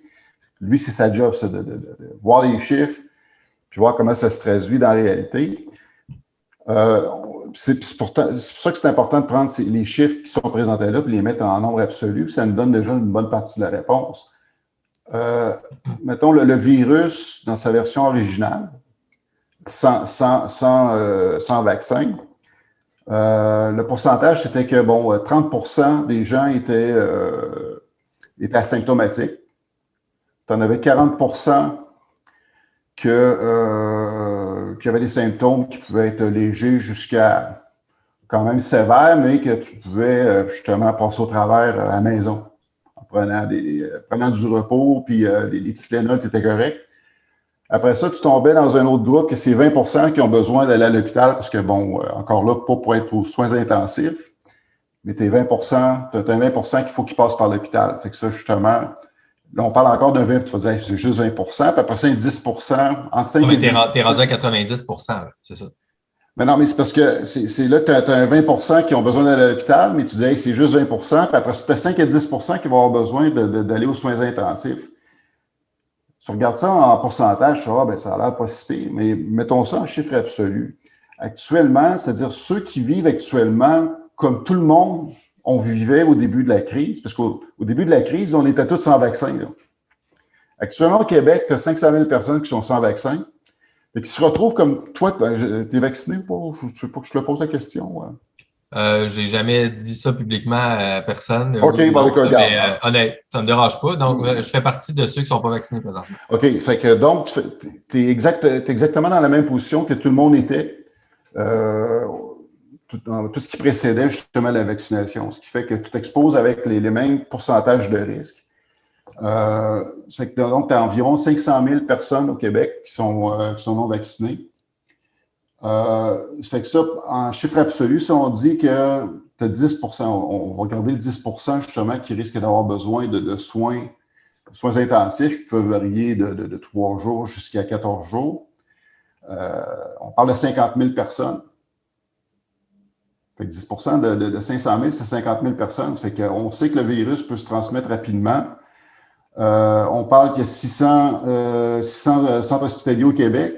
1500 places aux soins intensifs, tu as 50 000 personnes à servir. Là, d'où l'intérêt de vouloir étendre justement cette contamination-là, parce qu'on sait pertinemment qu'il va y avoir justement, dans les alentours, mettons, là, en étant hyper conservateur, 30 000 personnes qui vont avoir besoin de soins intensifs. On peut pas servir 30 000 personnes en 2 mois. Là. Fait que c'est ça l'enjeu. C'est qu'il faut vraiment ramener ça en chiffre absolu. Puis quand même, comme je te disais, qu'on avait 10 000 places aux soins intensifs, c'est encore pas assez. Là. Fait que c'est pour ça qu'il y a quand même lieu d'avoir une extrême prudence, puis d'aller chercher le meilleur des deux mondes. C'est ce que le gouvernement essaie de faire, parce que scientifiquement, je te dirais que les mesures qu'ils font de déconfiner actuellement, c'est une décision politique qui va, parce que là, à un moment donné, on veut régler d'autres problèmes, parce que, comme je te dis, moi, le premier, je suis tanné, justement, de ces mesures-là. Mais effectivement, on va s'exposer à des risques, puis il va se trouver quelqu'un à un moment donné, si ça déborde, bien là, ils vont dire « Hey, vous avez déconfiné trop vite ». C'est que le gouvernement a une position que peu importe ce qu'il fait, il va se ramasser avec des critiques. Fait que c'est « damn if you do, damn if you don't ». Ça, c'est sûr. Mais ça, c'est le propre du politique. Quand tu gères une nation, peu importe c'est quoi le sujet, il y a des gens qui vont être contents, il y a des gens qui ne seront pas contents. Ça, c'est officiel. Fait que là, qu'est-ce qui se passe, mettons, logiquement, selon toi, si, là, tu t'en parles depuis une dizaine de minutes, mettons, la virulence, la contagiosité d'Omicron, etc., et tout ça, c'est quand même incroyable, tu sais, tout ce qu'on voit et tout, ça se propage, c'est l'enfer, puis on ne sait pas ça va être quoi les prochains variants, comme tu dis. Là, on a... il y a une bonne nouvelle là-dedans, parce que je suis religieusement le Dr. Steven Novella sur son podcast Skeptic's Guide to the Universe. Lui, à toutes les semaines, il fait un état des lieux. Le virus, il n'est pas différent des autres. Quand il progresse, lui, son but, c'est une question de rester en circulation. Puis le virus n'a pas intérêt à tuer son hôte. Ce qui fait que oui, comme n'importe quel virus, d'une part, justement, il va y avoir une immunité qui va se faire, notre corps va apprendre à se défendre. Puis d'autre part, le virus, lui, il veut pas être trop méchant non plus, parce que lui, son but, c'est de se reproduire et de survivre. Fait que le virus ne fait pas exception là-dessus. Ce qui fait que c'est pour ça que la bonne défense actuellement, là, les gens vont critiquer le vaccin. Ils ne nous empêchent pas de le pogner ou de le transmettre, c'est vrai. Mais la grande qualité du vaccin actuellement, c'est qu'il réduit de façon très substantielle que tu sois atteint de la version grave du virus. Puis ça, déjà, c'est une victoire, une grosse victoire. Supposément, oui, exactement, exactement. Mais tu sais, là où ce que je m'en allais, c'était avec les gros rassemblements, là, tu sais, comme ce qu'on vient de voir en fin de semaine et tout ça, là. Sensiblement, beaucoup de gens pas vaccinés sont là, etc. C'est la même chose qu'on a vu, tu sais, dans les manifestations passées à Montréal, partout au monde, au Canada et tout ça. Dans les endroits où est-ce qu'ils sont comme plus déconfinés et tout. Puis là, ben, tu sais, qu'est-ce qui se passe quand après arrive le moment où est-ce qu'il n'y a pas de grosses éclosions et tout ça, comme on a vu dans le passé? Ça veut dire quoi, selon toi, par rapport à la compréhension de la contagiosité de ce qui se passe présentement avec les virus? Là, on a un petit peu il y a un problème actuellement, c'est que justement, c'était tellement la folie au niveau de la propagation qu'on n'avait même plus la capacité de tenir un compte, là, de tester le monde pour pouvoir avoir un compte du nombre de contaminations. Fait que ça, en partant, Fait que selon toi, c'est quoi? on perd un Comment élément. Là, ce qui nous reste comme élément de mesure, c'est les hospitalisations. Ouais, mais comment, selon toi, est-ce que c'est déterminé que quelqu'un est contaminé, comme scientifiquement, là?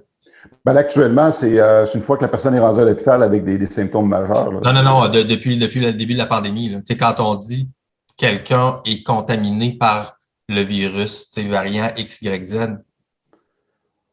ben ça, c'est quand tu es testé. Puis encore là, évidemment, on a pris la mesure de ceux qui ont été testés. Tester le test PCR. Le test PCR. Ça. Moi, c'est comme ça que j'ai su que j'ai officialisé justement ma contamination. Ben, c'est ça l'affaire, mais tu été dans cet angle de recherche-là, là, toute la question du test PCR, puis de comprendre c'est quoi le test techniquement, comment ça marche, de lire le livre de l'inventeur qui explique comment ça marche, puis de voir que le test, c'est pas un test diagnostique. As-tu été rechercher, lire ça, voir ça, comme Non. factuellement, là? Non, c'est encore là, j'ai pas lu moi personnellement. Parce encore que là, c'est ça l'affaire, là. Tu sais, ça, expressions. c'est une des notions importantes de tous les gens. Ça, c'est juste un point, là, que là, je te contre-argumente pour la première fois depuis le début. Mais le test PCR, c'est pas un test diagnostique. Donc, ça, là, je te le dis, tu peux ne pas me croire, mais il faut que tu ailles toi-même après ça vérifier. Puis toutes les gens qui écoutent, ici, moi, je fais juste partager des trucs subjectifs. Fait qu'allez faire vos propres confirmations. Mais c'est pas un test diagnostique. Donc, le test diagnostique, le test PCR est supposé être un test, OK, qui va être ensuite confirmé toujours 100% du temps par un diagnostic, par un médecin, quelqu'un qui est qualifié, qui est supposé diagnostiquer tes symptômes, puis ensuite d'associer les deux ensemble, et sensiblement, ça peut devenir un cas.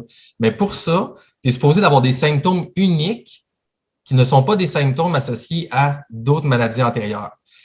Fait que là, une des critiques principales, que je fais juste te lancer ça comme ça pour voir un peu qu'est-ce que ça te dit chez toi, que les gens ont par rapport à la science, donc ce qui est rigoureusement est supposé avec la méthode, les mécanismes scientifiques, puis comment la technique du test PCR marche, c'est que si tu n'as pas de symptômes uniques nouveaux, qu'il n'y a pas avec le SARS-CoV-2 vraiment, tu sais, ce qu'on a eu à la base, c'était des pneumonies atypiques, mais ça, des pneumonies atypiques, il y en a partout au monde dans un pourcentage sensiblement similaire à ce qu'il y a eu depuis le début. Et que le test PCR est utilisé comme un test diagnostique, mais que même les fabricants sur le test PCR, ils disent que c'est pas supposé être un diagnostic. Puis après ça, tu as la question des cycles d'amplification des tests PCR, que c'est pas transparent. Les gens n'ont pas eu accès chronologiquement depuis 2 ans combien de cycles ont été faits dans toutes les villes au monde, puis quand il y a eu des changements, parce que les cycles, tu sais de quoi je parle un peu, tu as 25 cycles d'amplification jusqu'à 40, 42, des fois 45. Mais l'inventeur lui-même, puis les gens qui travaillent avec les tests spéciaux disent qu'en haut de 28 à 30 cycles, c'est parce que tu peux trouver n'importe quoi là-dedans en termes de matériel génétique. Fait que tout ça fait qu'il y a plein de trucs qui sont pas transparents, puis que les gens ont des doutes que moi je trouve très légitimes sur qu'est-ce que c'est les cas. Parce que tout ce que tu as fait, c'est OK, tu as les cas, après ça, tu as les cas hospitalisés. Okay. Là, qu'est-ce qui est un cas hospitalisé avec la COVID versus, là maintenant, il en parle là, depuis une couple de semaines dans nos médias. OK, il y a des gens qui rentrent avec telle affaire, là, ils se font tester rendus à l'hôpital, mais là, ils ont possiblement le test PCR positif, mais le test PCR, ce n'est pas un diagnostic, mais on les comptabilise comme étant des gens de la COVID. Puis ça, les gens qui sont les complotistes, whatever, comme les Cossette Trudel, etc., ils parlent de ça depuis avril, mai, juin de l'année passée, parce que tout le monde qui avaient catché le problème des tests spéciaux depuis le début, logiquement, scientifiquement, qu'il y a des problèmes avec ça, ils voyaient la problématique ici au niveau des cas.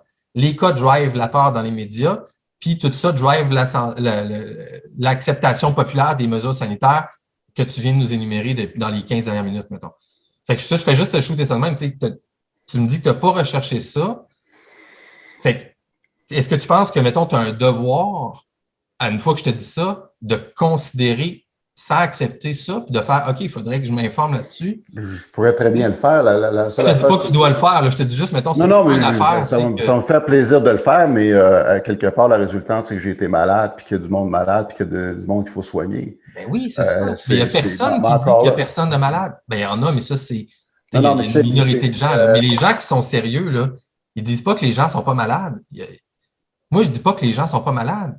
Ce qu'on dit, parce que de ce que je comprends encore là, je ne vais pas m'assister avec toi longtemps là-dessus, c'est qu'à un moment donné, quand tu es dans une crise, puis que faut que tu réagisses rapidement parce que tu as quelque chose là, qui se propage rapidement, tu vas prendre quelque chose qui va t'aider à mesurer quelque chose, à tout le moins à la courte terme. La chose se propage rapidement selon les tests que je viens de te dire qui sont peut-être problématiques. Sauf que concrètement, tu avais eu des gens qui se sont présentés dans des hôpitaux en détresse respiratoire. Peu importe ce que c'est que le résultat, tu as des gens qui viennent submerger les hôpitaux qui ont besoin de soins immédiats pour sauver. Mais ça, il y en a toujours eu. Pas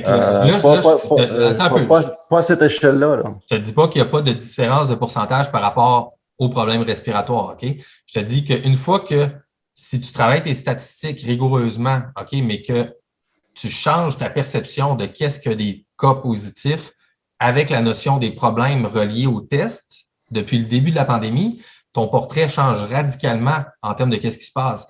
Puis ça, c'est sans compter la notion de l'asymptomatisme là-dedans. Tu en as parlé toi-même parce que là, on compte l'asymptomatisme comme des gens contaminés ou les gens qui ont des petits symptômes à la base. Tu sais, là, tu étais rendu à 70 mais qui étaient contaminés puis qui pouvaient contaminer aussi, même s'il n'y avait pas de symptômes. Peu importe, ça, c'est important, mais dans ce que je te dis, c'est que OK, là, les gens qui sont en bonne santé ou qui ont des petits symptômes normaux, qui sont des symptômes naturels qu'on a toujours, tout le monde eu depuis tout le temps, grippaux, de rhume, de maux de tête, des choses comme ça, qui ne sont pas des nouveaux symptômes différents, uniques, incroyables, OK, ou whatever. Là, on parle, toi-même, tu disais tantôt que ça, c'est au moins 70 des gens.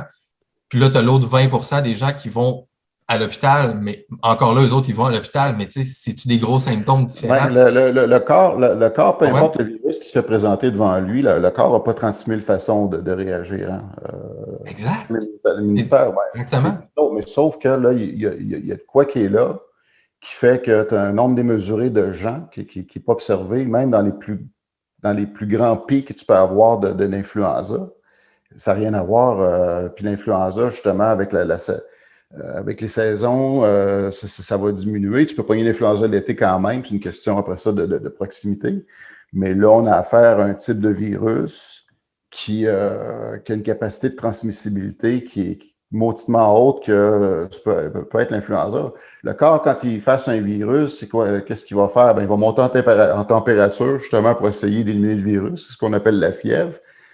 La fièvre, c'est pas un problème. C'est une réaction naturelle du corps pour se défendre. Donc, ça fait que peu importe que ce soit le virus de l'influenza, de la grippe, du rhume ou de la COVID, le corps réagit toujours de la même façon. Et quand il se bat, il se bat. C'est pour ça que les gens vont dire « c'est pareil comme une grippe ». C'est que le corps se défend contre un virus de la même manière. Tu vas pogner le tétanos, qu'est-ce qui va se passer? Quand tu vas pogner le tétanos, tu vas faire de la fièvre, puis c'est ça le mécanisme de défense du corps. C'est pour ça que le monde va tout confondre, dire c'est pareil comme une grippe, pis ci, pis ça. C'est pas ce à quoi on fait référence ici. On a un virus qui a une capacité de transmissibilité très grande, de par sa nature. Basé sur les tests. Mais le résultat, je sais, mais encore là, peu importe. Mais toute la peur sous-jacente de toute la contagiosité est basée sur des affaires scientifiquement, techniquement, où est-ce qu'il y a du manque de transparence à la base là-dessus, et où est-ce que des gens, dans ta catégorie de gens là-dessus, ne recherchent pas ça. Et les autres gens sérieux, rigoureux intellectuellement, qui recherchent ces problématiques-là, ils voient des incohérences et des problématiques. Fait que moi, ce que je fais juste dire, OK, c'est pas que nécessairement qu'eux ont raison, mais il y a des problèmes là, puis il faut que les gens de ta gang à toi, il faut que vous preniez un moment, tu n'es pas obligé, pas toi, mais tu sais, mon feeling, c'est que, non, si tu veux vraiment être scientifique, rigoureux, là, à notre capacité, là, il faut accepter d'aller vérifier ces choses-là, puis d'aller voir qu'il y a peut-être des problèmes. Je suis entièrement d'accord, mais le problème, c'est qu'avec les Alexis Cossette de ce monde... oublions Alexis Cossette, là, je te parle de moi. Il y a des gens qui vont partir de leurs conclusions, puis ils vont aller chercher les éléments que tu connais, le fameux principe du biais de confirmation. Exact. On peut tous faire ça. Je pourrais me donner un objectif de faire déraper quelque chose en prenant un point précis, puis après ça, aller chercher tous des éléments qui vont venir contredire ou faire mal paraître n'importe quoi. Oui, mais là, ça, c'est pas rigoureux. Bon, c'est pas scientifique. Non, mais c'est pas rigoureux, sauf que, encore là, moi, la question que je me pose, je suis très sensible à ce que tu me présentes là, mais c'est la question que je te pose là-dedans, c'est qu'est-ce que tu essaies de démontrer, là?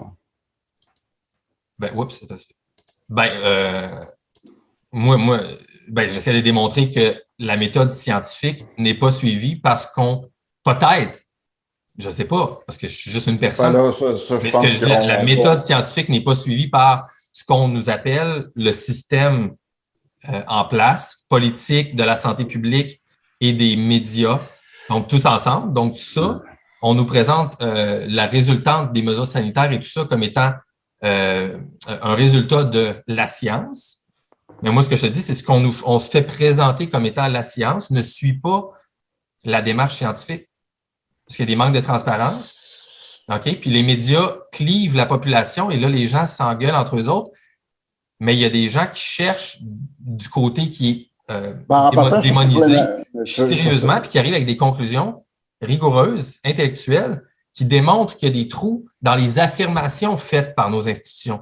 Parce que c'est les institutions et c'est la science qui font les affirmations présentement, qui disent le virus cause ça, il y a tant de cas, donc on doit faire ça. Les gens, ce qu'ils font, c'est qu'ils déprouvent ça en disant il y a des trous, il y a des manquements rigoureux à la démarche que vous prétendez qui est scientifique, que vous prétendez qui est scientifique. C'est ça la science. Pour moi, en tout cas, la méthode, c'est qu'on doit toujours tendre vers la vérité, comme tu as dit, mais pour ça, il faut être toujours aux aguets de s'il y a des problèmes dans ce qu'on pense être rigoureux, ben, l'aspect moral sous-jacent qui est intrinsèque à la méthode scientifique, c'est qu'on doit tout de suite aller les adresser pour être sûr qu'il y a des contrôles en place, right? En partant, ce que j'aime pas, c'est de tout de suite spéculer sur le manque de transparence. Bon, pas besoin de spéculer, on le voit. Non, ouais, on peut parler peut-être de T'as-tu accès, toi, aux documents de la santé publique interne pour savoir quelles études ont été comptabilisées, pour savoir qui a fait le consensus, qui a lu les études, quel mécanisme? Il n'y a personne qui a accès à ça. Je reproche au gouvernement de mal communiquer, mais est-ce que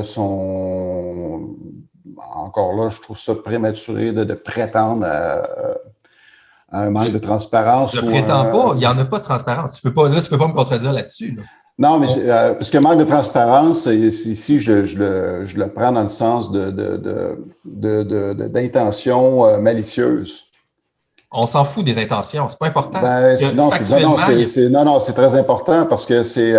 oui, je suis d'accord, c'est important, mais dans le sens que pour déterminer s'il y a un manque de transparence ou non, parce que, à moins que tu me dises qu'il y ait... C'est comme les gens qui vont me parler des chemtrails. C'est la première question que je vais leur poser, là, c'est dans quelle intention? Dans quelle intention, là, parce que tout le monde dit, les chemtrails, les avions qu'on voit dans le ciel, ils vont prendre des affaires, OK, mais admettons, regarde, je vais être d'accord avec toi, là, OK? Oui, ils épandent des affaires dans le ciel, là. C'est quoi le but, là, dans quelle intention? Puis là, tu dis que ça fait 30 ans que ça dure. Qu'est-ce qui s'est passé depuis, là? C'est quoi les résultats? Fait que, tu sais, à un moment donné, là, tu sais, où l'intention est importante, là. On peut en parler, mais es-tu ouvert à avoir un dialogue là-dessus? Parce qu'on peut en parler. Je veux dire, mais l'affaire, c'est qu'aussitôt que quelqu'un va dire, ben, la seule conclusion logique de tout ça, c'est que les intentions sont probablement malicieuses ou à tout le moins, les intentions sont pour exercer un contrôle sur quelque chose auquel les gens n'ont pas accès. Ben là, on se fait traiter justement de gens... je veux dire, c'est évident qu'il y a des chemtrails dans le ciel. Là. Non, je veux dire, t'es vois avec tes yeux. Là. C'est pas de la fumée, c'est pas de la vapeur d'eau, parce que scientifiquement, tu peux faire des contrôles, des expériences contrôles. Il y en a plein qui font partout. De la vapeur d'eau, des avions, on le sait, c'est quoi? ça disparaît. Les chemtrails, ça reste là, puis ça s'étend, puis tu le vois avec tes yeux à toi. C'est totalement faux, ça. Mon frère il est ingénieur en aéronautique. Il m'a tout expliqué le phénomène. Ça fait que c'est des chemtrails. Ça peut être... tu as des températures à moins 35 en haut. Là. Ça fait qu'à un moment donné, avec la compaction, un paquet de phénomènes, ça peut rester en glace pendant un certain temps. Là. Fait que, lui, il se demande, je sais que, je suis d'accord avec toi. Il n'y a pas grand place pour mettre du liquide chimique dans un avion. En tout cas, ben, peu importe, là, mais en tout cas, parce que là, faudrait sortir, tu sais, parce qu'écoute, des gens qui font ces analyses-là, il y en a plein. Puis il y en a que, tu sais, ils font plein de documents là-dessus, puis ils montrent tout, là, tu sais, puis tu vois toute l'affaire, là. Tu vois l'affaire, puis tu vois qu'en effet... Quelqu'un faut prendre une affaire, va essayer de faire une démonstration avec des termes soi-disant qui vont arriver avec des termes pseudo-scientifiques, puis que ça va être accrocheur, là, mais non, regarde, tu ne me feras pas embarquer là-dedans. Ben, moi, je n'essaie pas de t'embarquer là-dedans. Non, mais tu me dis que c'est des chemtrails, c'est évident, on les voit, là. Il y a un principe, là, justement, dans le domaine justement des croyances, on va dire qu'on voit ce qu'on croit, là, et non pas l'inverse. On ne croit pas ce qu'on voit. Moi, je crois ce que je vois, en général. Non, en général, mais si quelqu'un me démontre... Mais c'est l'inverse, les gens vont voir ce qu'ils croient. Ben, c'est les deux, c'est toujours les deux. Ouais, mais pour terminer, on va finir avec, mettons, dans le dernier petit stretch, on va justement bifurquer sur la croyance puis la notion de religion là-dedans, puis d'athéisme. Ça va être intéressant peut-être pour finir. Parce qu'écoute, moi, tu vois, là, je suis comme depuis 20 minutes, là, c'est comme si on commençait, puis là, ça pourrait être le fait de jaser pendant 4 heures, tu sais, justement là-dessus. Mais, tu sais, la notion justement de croyance, puis revenons à toute l'histoire de Dieu au travers de tout ça, peut-être de la religion qui te passionne, toi, vraiment, je pense. Je pense que c'est ta première passion, là, tu sais, à moins que je me trompe, mais tu sais, au niveau de la science et puis de l'athéisme et tout ça. Fait que, est-ce que comment tu vois la notion, justement, de la religion présentement en lien peut-être avec la science? C'est très général, mais je vais te donner, mettons, peut-être une plateforme de lancement, si on veut. Parce que depuis, mettons au Québec, on a toute notre histoire récente là, des 100 dernières années, principalement la Révolution tranquille, où est-ce qu'on s'est débarrassé des institutions religieuses. On a fait vraiment un volte-face là, en termes de société qui était la plus religieuse là, quasiment de l'Amérique du Nord. Puis là, on a réussi en 10 ans à faire, on est devenu whatever, socialement athée ou avec une tendance vers la laïcité. Non, le Québec n'est pas devenu athée, loin de là. Non, mais je te fais juste un... On n'est plus juste religieux systémique. Oui, c'est ça, exactement. On a enlevé le système, mais les gens sont garochés ailleurs. Ben, c'est ça, c'est un peu là, en fait, que je m'en allais avec mon idée, tu sais, parce qu'il y a toute l'idée que, étant donné qu'on a évacué l'aspect religieux et tout ça, que les gens, justement, se réfugient ailleurs pour avoir un besoin qui serait transcendant, tu sais, ou une relation à ce que la religion amène avec peu importe ce que c'est, Dieu ou quelque chose d'autre. Fait comment est-ce que tu nous vois, toi, au Québec, avec ton œil d'analyste présentement en lien avec la laïcité et la religion? Si on parle, mettons, de notre situation globale, est-ce que tu penses que le résultat de la religion tranquille présentement a été bénéfique? Est-ce que tu nous vois dans une meilleure place présentement que où est-ce qu'on était avant? Et est-ce que tu penses qu'il y a un manque de ce que moi j'appelle, pas ce que moi j'appelle, mais ce qu'on peut appeler comme spirituel, mettons, social au Québec à cause de ça, et qui est comblé par des choses problématiques dont, mettons, moi je pourrais l'identifier à une espèce de déification de ce qu'on peut appeler la science, mettons, selon moi, qui pourrait être en problématique, mais d'un autre côté, il y en a qui vont déifier d'autres choses comme l'identité, tu sais, puis des choses comme ça aussi. Fait que, mettons, généralement, toi, comment tu sens qu'on se place présentement au niveau religieux et spirituel? Non, je suis d'accord avec toi, il ne faut pas tomber inversement dans le scientisme, même si je suis un ardent défenseur de la méthode scientifique. Pas encore là, méthode scientifique, c'est un mot qui n'est pas encore tout à fait juste. Je pense qu'on ne s'est pas nécessairement amélioré au niveau de la culture je dirais, la culture de la pensée critique. Tu dis, je pense qu'on s'est amélioré ou qu'on ne s'est pas amélioré? Non, pas du tout. On ne s'est pas du tout amélioré. On ne s'est pas amélioré. Encore là, c'est parce que pourquoi la religion, je vais l'expliquer, je pense qu'on a parlé un petit peu tantôt. Je suis en train d'écrire. T'as-tu encore comme quelqu'un d'autre? Oui, pas de problème. OK. Je ne vais pas te forcer là, non plus. Parce que je suis en train d'écrire un livre là-dessus, justement. Oui, c'est ça. Sur tout mon cheminement, mais en même temps qui était parallèle, parce que je suis né au monde au moment, en plein cœur de la Révolution tranquille. Fait que j'étais à cheval sur deux mondes. C'est-à-dire, mes parents provenaient justement du Québec, de la Grande Noirceur, qu'on appelle la Grande Noirceur, c'est-à-dire que des gens qui... c'est pas ça pour... c'est pas une critique envers mes parents, c'est un constat objectif. C'est-à-dire qu'ils n'ont pas eu accès à des études comme j'ai pu avoir accès ou comme n'importe qui a accès aujourd'hui. Parce qu'aujourd'hui, on prend pour acquis que tout le monde va faire au moins son primaire, son secondaire. Puis après ça, une bonne partie va aller au cégep à l'université. À l'époque, quand tu te rendais en 5e, 6e année, là, c'était pas pire. Fait que, j'ai mes parents qui viennent de ça, puis en même temps, qui ont été justement endoctrinés dans tout le courant religieux. Ça fait que le Québec se sortait de tout ça. C'est que moi, quand même, j'ai eu cette pression-là. Puis en même temps, faire face à l'extérieur, justement, à toute cette révolution culturelle-là qui est en train de se passer au Québec. Fait que j'étais comme entre les deux. Mais sauf qu'il est encore tôt dans le processus. Fait que moi, ce que j'observe, c'est que, puis on le voit avec la crise, tu sais, la religion, c'est une mesure. Pour moi, si je prends la religion comme sujet, c'est que la religion, c'est la quintessence, justement, de tout ce qui est à l'encontre de la pensée critique. Parce que, justement, croire la foi, c'est tout simplement de mettre de côté, mettre au garde-robe, justement, ta pensée critique, puis de croire. Croire, c'est quoi? C'est tout simplement de tenir quelque chose pour vrai, juste parce que tu penses que c'est vrai. Tu sais, c'est pour moi, là, c'est pas satisfaisant. On ne peut pas se satisfaire de ça. Mais ça, c'est plus la foi, avoir la foi. Oui, mais encore là, c'est pas croire, parce que là, au niveau de la science, croire, c'est ça que c'est super intéressant. Puis, moi, je sais que j'adore aussi comme quelqu'un comme Annie-Ève Collin qui s'intéresse à ces questions-là. Je pense que vous connaissez un petit peu aussi. D'ailleurs, je pense que c'est elle qui m'a fait te découvrir. Fait que je lui dois ça à Annie-Ève Collin. Très belle découverte. Voilà une couple d'années. Puis, mais tu sais, quand scientifiquement, mettons, tu adviens que, OK, il y a quelque chose qui semble être factuel, ensuite, tu crois que c'est vrai, non? Oui, mais non, c'est ça, la croyance, c'est ça, tout est une croyance. C'est ça, c'est ça, mais toute croyance n'est pas vraie, mais tout ce qui est vrai devient une croyance. Oui, tout à fait, mais c'est encore là, c'est que ce qui va distinguer une croyance d'une autre, c'est-à-dire c'est le poids des données que la supporte. La foi, c'est strictement basé sur une intuition.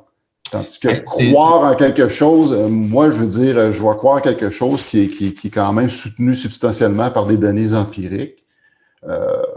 S'il y a quelque chose auquel je crois, malgré les données empiriques qui le supportent, s'il y a des nouvelles données qui viennent contredire, je vais être obligé de me rallier à ces nouvelles données-là, surtout si les données sont valables. C'est ça la science. C'est pour ça que les gens ont de la misère avec la science. On va dire, la science, une journée, ça pense telle affaire, puis le lendemain, ça pense d'autres choses. Justement, c'est la beauté de la science, puisque la science, c'est quoi? La pensée critique, c'est qu'on demande d'être convaincu par des preuves. Fait que si tu veux mettre des preuves nouvelles qui vont venir remettre en cause, justement, ce qui était établi comme un consensus valable, fine, on va se rallier. Fait que moi, n'importe quoi qui va venir me convaincre avec quelque chose de substantiel que ce que je pensais avant était à côté de la traque, c'est ça, à un moment donné, il faut savoir s'ajuster. Mais on a encore des gens qui ont besoin d'avoir des réponses toutes faites sans avoir à se questionner, parce que quelque part, c'est notre nature même. On est paresseux, que ce soit physiquement ou mentalement. Fait que si tu veux devenir avec des gros bras, il faut que tu forces souvent et longtemps. C'est la même chose quand tu réfléchis. Hein? Si tu ne réfléchis pas souvent, c'est sûr que tu ne te remettras pas en question. Puis sur les affaires sur lesquelles tu surfes vont être fausses. Ils vont peut-être être réconfortantes, mais tu vas surfer sur quelque chose qui est faux. Ça peut marcher pendant un certain temps, mais à un moment donné, la réalité va toujours te rattraper. Non, c'est clair, c'est clair. Puis ce que tu viens de dire, encore une fois, moi, je suis 100% d'accord. Tu sais, la beauté de la science, c'est que tu es supposé de pouvoir te remettre en question constamment. On en a parlé un petit peu au début, mais pour ça, il faut que tu aies l'information et de tous les côtés avant de trancher officiellement. Et quand les gens ne vont pas chercher d'un côté parce qu'ils ont déjà conclu à l'avance que, mettons, pour les mesures sanitaires, que ça fait du sens, mais qu'ils ne vont pas chercher l'autre côté, ben là, tu sais, c'est difficile de te remettre en question parce que tu ne vas pas aller t'informer de l'autre bord. Tu sais, fait que là, tu t'en remets au système, ce qui est correct aussi, mais il faut que tu admettes à ton niveau personnel que tu t'en remets au système des experts. Oui, absolument. Mais c'est ce qu'il faut aussi, parce que c'est ça notre société. Il ne faut pas oublier qu'une société, puis moi, quand j'entends le monde crier liberté, Exact. il y a personne. En passant, là, on va arrêter de se compter des peurs, là, il n'y a personne de libre. Là. Il n'y a personne de? Il n'y a personne de libre. La liberté, là, c'est une construction qui est totalement fausse. Là. Là, on tombe dans l'aspect social, politique et financier. Là. Évidemment que c'est faux, mais c'est parce que le système est construit comme de quoi qu'on n'est pas libre. Là. On pourrait avoir un système où est-ce qu'on serait plus libre. Oui, mais à un moment donné, parce que c'est une affaire que les gens oublient, ça. On est dans un contexte où on est dans un contrat social. Là. À un moment donné, on n'est pas à l'époque des chasseurs-cueilleurs qui étaient des sociétés d'à peu près 100, 150 dans une tribu. Tu pouvais avoir des systèmes, justement, un petit peu anarchiques, horizontales, ça pouvait fonctionner. Parce que tu étais 100, 150 personnes, mais avec une population de 8 milliards, tu peux pas fonctionner de même. Fait que faut que ça marche avec des hiérarchies. Puis il y a des choses que tu vas être obligé de transférer, comme justement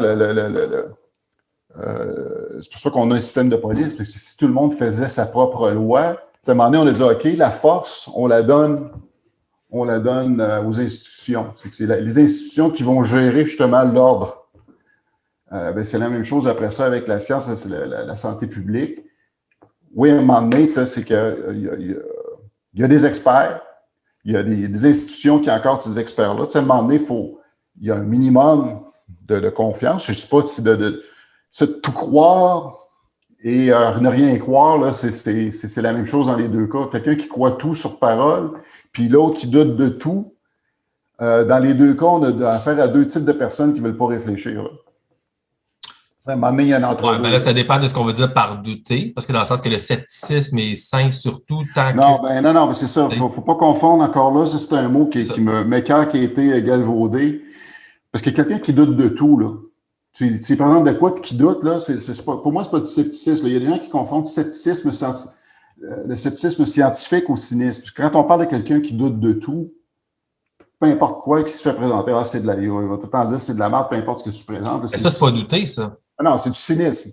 C'est ça, c'est pas pareil. Parce que ça, je te dis, c'est ça que je réfère. Là. Mais à un moment donné, le vrai, après ça, du scepticisme, c'est quelqu'un qui va questionner parce que, encore là, il y a tout l'aspect de l'intention là-dedans. C'est que si tu questionnes parce que, justement... Tu veux comprendre. Tu veux comprendre, mais en même temps, c'est parce que tu viens de faire, mettons, ton aperçu de la vie. Là. Tout le monde, ce que le monde entier vit depuis 2 ans, c'est un deuil majeur. Là. C'est un deuil majeur, c'est qu'à un moment donné, on prenait la vie pour acquis, telle qu'on la connaissait, avec nos libertés là, qu'on avait. Puis là, tout d'un coup, il y a un virus qui vient tout chambarder ça. Ça fait que c'est sûr qu'il y a un deuil à faire. Puis, dès le moment que tu parles d'un deuil, bien, il y a différents...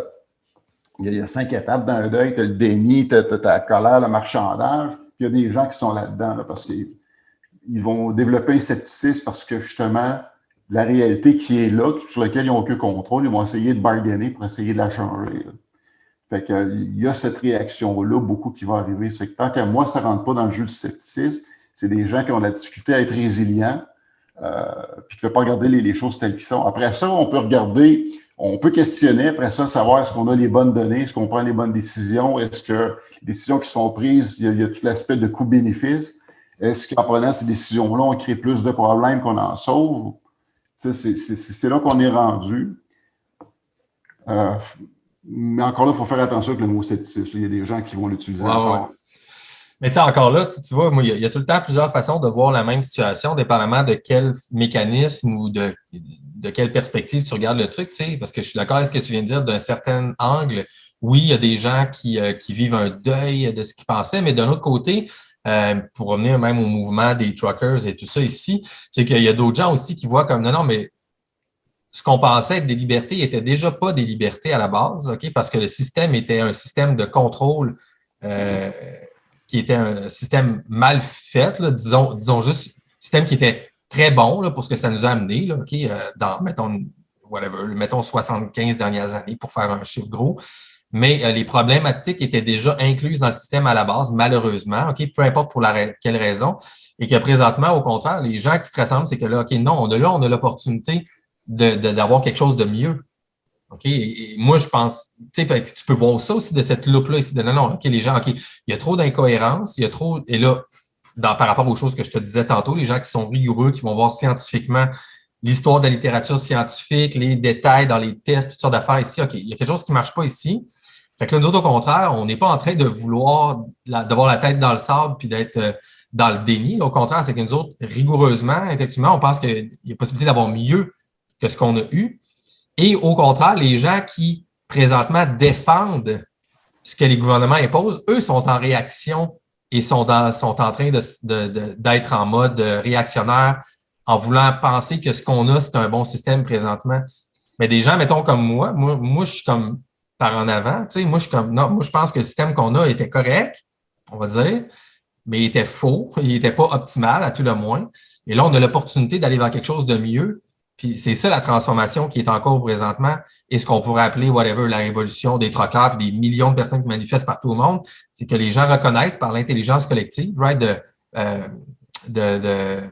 d'intelligence of the crowds, de wisdom of the crowds, right, que les gens organiquement ensemble comprennent qu'il y a des problèmes et que les gens en groupe au monde sont plus intelligents que juste des personnes, des experts. Puis là, les gens voient que c'est fini, on est à la fin d'un cycle, puis là, on va starter de quelque chose de mieux sur des bases plus rigoureuses et plus en ligne avec les lois naturelles scientifiquement. Qu'est-ce que tu penses de ça?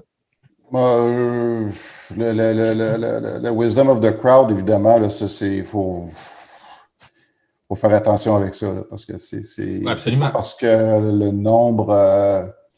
parce que si on basait là-dessus, il faudrait tout croire en Dieu, parce qu'au moment où on se parle, tu as encore plus du 3/4 de la population mondiale qui croit en Dieu. Là, en une forme de Dieu, c'est excellent parce que c'est là que je voulais qu'on termine. Fait qu'est-ce que tu penses de Dieu comme étant non pas le Dieu de la Bible, OK, le monsieur perché avec sa barbe dans le ciel, un Dieu personnel, tout ça, mais comme étant juste la somme des énergies de l'univers, OK, qui communique avec tout le monde parce que on est tous connectés ensemble au travers de l'énergie qu'avant, il appelait whatever, l'éther. Puis là, ça a été supposément débunké, mais il y a plein d'expériences après qui ont démontré que l'expérience de Michelson-Morley était pas très, très rigoureuse non plus.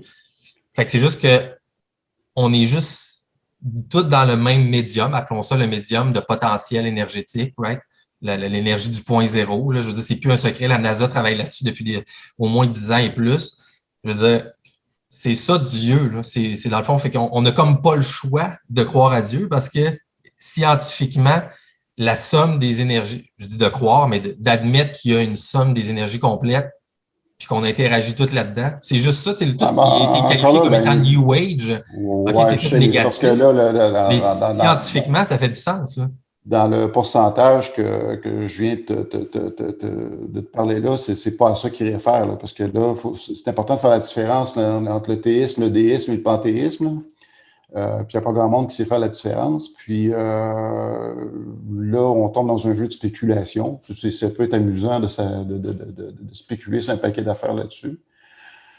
Après ça, que cette énergie-là existe ou non, est-ce que ça vaut la peine, est-ce que cette énergie-là sait elle-même qu'on existe? Est-ce que ça a besoin d'être mais l'énergie, c'est pas une entité. Là. Non, mais c'est ça l'affaire. Tu peux pas anthropomorphiser. Oui, mais c'est ça, mais l'idée de Dieu, c'est pour ça que les gens vont se faire. C'est sûr que quand on se met à s'amuser à jouer là-dedans, à philosopher, puis à spéculer sur ce que ça peut être. Non, il ne faut pas spéculer, il faut être. Non, mais la méthode scientifique. Bon, mais pour l'instant, c'est de la spéculation, je veux dire. Mais non, parce que la physique, là, la cosmologie, la physique unifiée, les gens qui travaillent là-dessus, OK, là mettons, il faut suivre les physiciens partout au monde, là, ils convergent Tu sais, ça devient, c'est inévitable. OK, il y a une énergie, il y a une structure dans l'univers, dans toutes les galaxies. Mais c'est Il y a parce que des là, tu études t'amuses à l'appeler Dieu. C'est parce que, tu sais, l'affaire, c'est parce que les gens, comme je te dis, Non, attends un petit peu. Je vais juste finir mon point. Je ne m'amuse pas à l'appeler Dieu. Ce que je te dis, c'est que sous-jacent à ça, c'est vrai que je n'ai pas fini ma pensée tantôt, OK? C'est que cette convergence scientifique-là, là, présentement, au travers des physiciens, puis des cosmologistes, des astrophysiciens, puis ces affaires-là, présentement, qui arrivent vers la compréhension qu'il y a toute une énergie qui est perméable à tout, qu'il y a un médium, OK, qui est whatever, qui est universel, OK, notre matière est dans ce médium-là. Tu sais, l'air est dans quelque chose, l'air, elle se tient, OK? Il y a pas, c'est pas des particules, il n'y a pas de vide. Le vide n'existe pas. Tu sais, il y a quelque chose qui soutient tout. Ça ici, c'est métaphoriquement la chose qui est appelée Dieu dans toutes les différentes cultures. Mais c'est non. Mais OK, puis ils ont toutes, dépendamment de leur vision dans le temps et dans l'histoire, ils ont toutes des interprétations qui doivent être prises dans leur contexte, dans le temps historique, de qu'est-ce que c'est cette énergie-là. Non, dans l'histoire des religions, ça dit pas ça. Encore une fois, OK, mettons les affaires qui sont promues par les religions dans les livres sacrés, comme la prière, des choses comme ça, c'est démontré aujourd'hui scientifiquement que la prière, ça a des bénéfices sur la santé des gens. Donc, au niveau biologique. Donc, tu sais, qu'est-ce que tu penses a des aspects. Puis là, tu peux passer à l'effet placebo, l'effet nocebo. Fait que tu comprends que l'énergie, OK, c'est pas juste un terme fou, là. C'est pas du New Age, c'est rigoureux. C'est ça. En tout cas, je me souviens à mon époque, New Age des années 90, j'avais lu beaucoup là-dessus, j'adhérais beaucoup à ça, mais j'y adhère plus du tout. Depuis que j'ai vraiment concentré mes lectures, justement, sur l'astrophysique, la physique, c'est parce que là, bon, est-ce que quand tu me parles de tout ça, est-ce que tu me parles d'un dessin intelligent dans tout ça, en plus? Qu'est-ce que tu veux dire par intelligent? Un dessin intelligent, c'est-à-dire, c'est que... Qu'est-ce que tu veux dire par intelligence? Tu parles-tu du QI de l'humain ou de, tu sais? Non, le dessin intelligent de cette force-là, qui a une intention. Non, mais ce que je veux dire, il faut définir c'est quoi l'intelligence. Non, intelligent, non, c'est pas dans ce sens-là. Dans intelligence, c'est-à-dire, c'est d'avoir une intention. Il y a une intention prédéfinie que cette énergie-là va se comporter, qui va faire que ça va amener, qui va, dans toute l'évolution, ça va nous amener à ce qu'on est aujourd'hui. Encore là, on pourrait même aller définir l'intention, mais ce que moi je dis, c'est que si tu suis Parce que c'est ce qui est entretenu par ces groupes-là, justement, qui redonnent, qui essaient de donner de la légitimité au principe du dessin intelligent, le créationnisme qui est en train de revenir à la mode aux États-Unis. Non, mais ça revient à la mode par la science. Moi, c'est ça, c'est juste ça que je dis. Ce que je veux dire par là, c'est que, pour répondre à ta question, OK, c'est pas une entité qui a pris une baguette magique puis qui a dit « Boum, magie, je design telle affaire ». C'est que c'est toute la structure en soi qui interagit entre elles, puis avec le temps, ça crée des mécanismes. Les mécanismes se font naturellement d'eux-mêmes et tout ce qui est à l'intérieur de l'interaction, de façon géométrique, mathématique, la mathématique, c'est la description, mais la géométrie intrinsèque au mouvement énergétique, OK, ça, c'est fractal, OK? Donc, à chaque niveau, tout ce qui est à l'intérieur, donc tout ce qui devient de la matière, peu importe par de quelle façon ou de quel type de molécule, ça interagit tout par ce mécanisme-là. Et donc, étant donné qu'il y a tout le temps un feedback infini entre chaque point à l'intérieur de cette énergie-là, le feedback se design lui-même. Donc, peux-tu appeler ça intelligent? Oui, d'une certaine façon, mais ce n'est pas une entité externe. Dieu, c'est une métaphore. Là, évidemment, il y a des gens, là, on peut parler de l'islamisme et toutes ces affaires-là, puis ça, je suis d'accord avec toi, je suis sûr probablement à 99% là-dessus, que le problème, c'est quand les gens vont anthropomorphiser cette affaire-là, puis voir que Dieu, c'est un Dieu, puis c'est le meilleur que tous les autres. Non, mais ça a toujours été le cas. Il n'y a jamais personne qui a parlé de métaphore depuis le début. C'est que les gens se sont beaucoup servis de la science pour essayer de donner toujours une pertinence à l'aspect dit spirituel ou justement aller récupérer des éléments qui vont sonner scientifiques, comme qui en bout de ligne, là, c'est beaucoup de DPT ou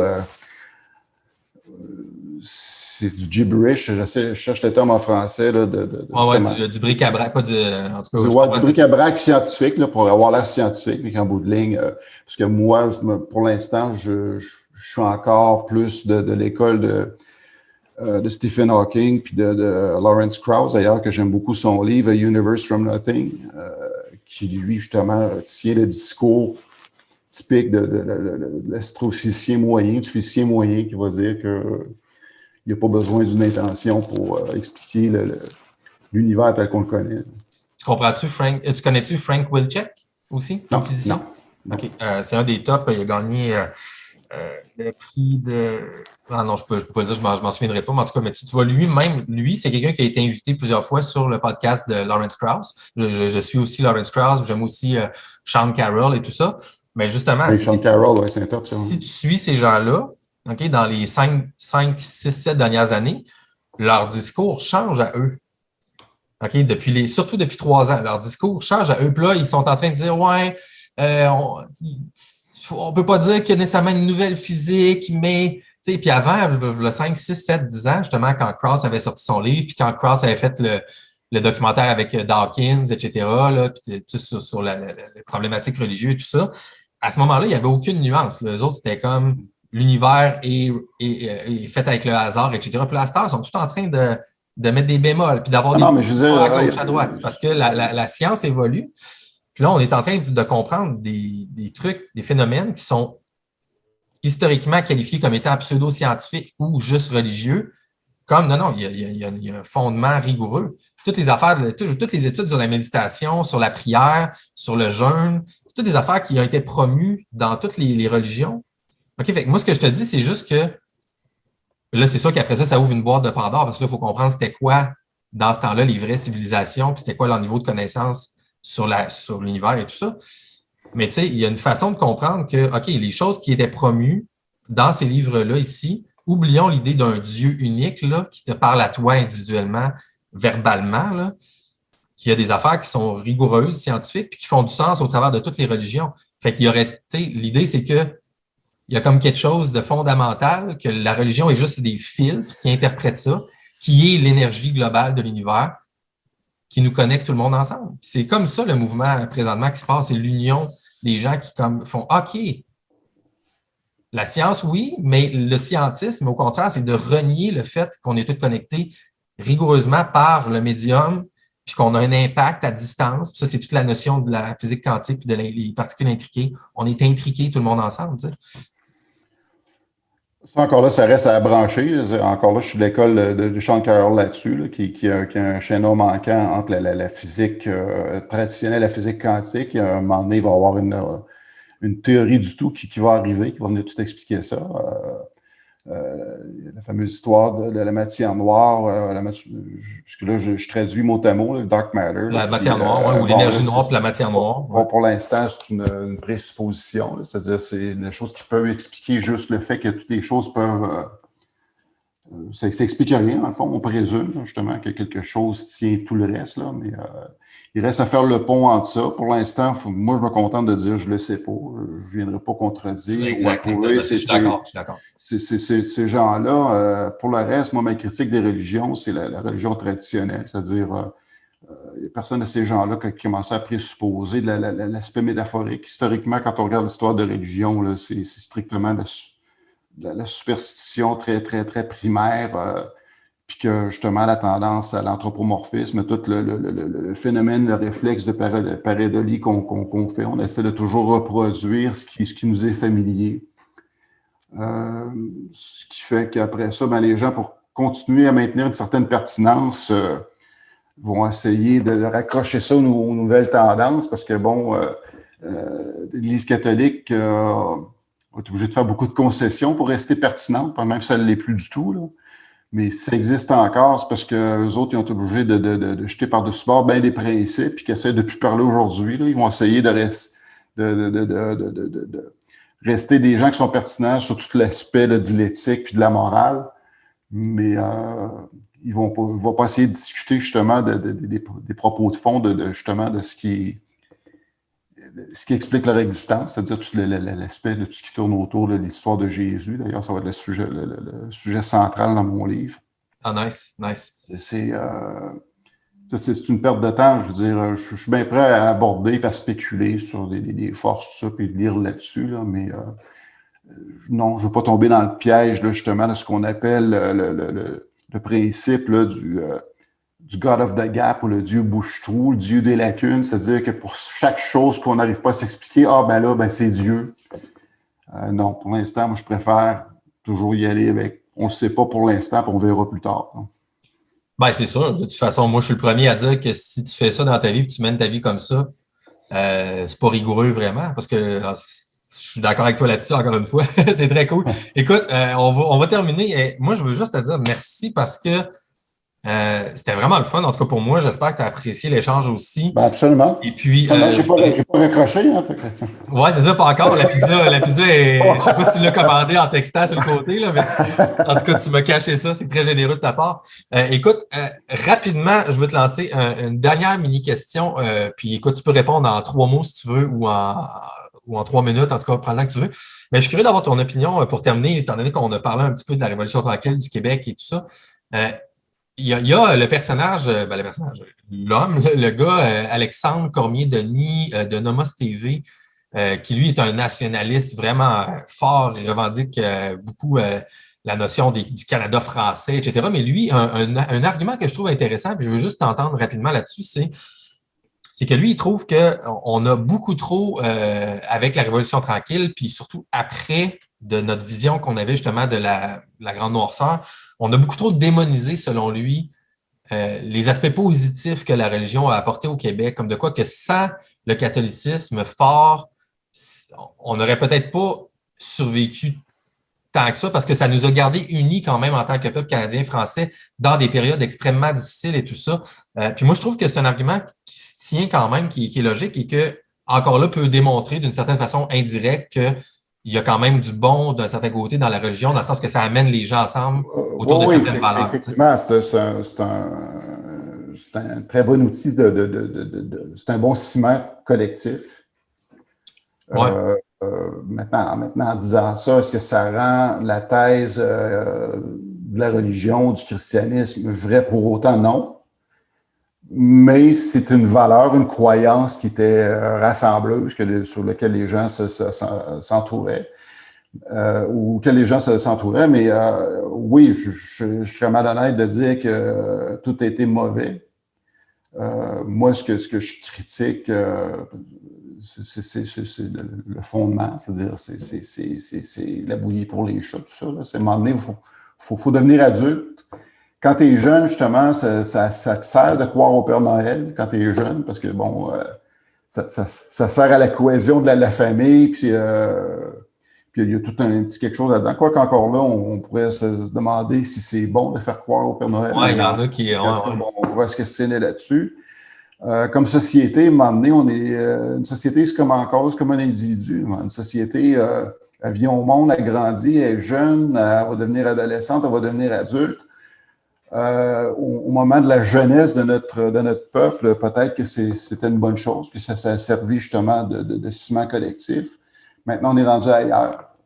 Ce qui manque grandement actuellement, c'est un nouveau ciment. Encore là. J'allais te le dire, on spécule encore une fois, mais as-tu une idée de ça peut être quoi? Ben, ça devient difficile parce qu'on est dans une société globalement qui devient de plus en plus individualiste. On le voit avec la crise actuellement, le côté individuel, les gens, mes droits, mes libertés.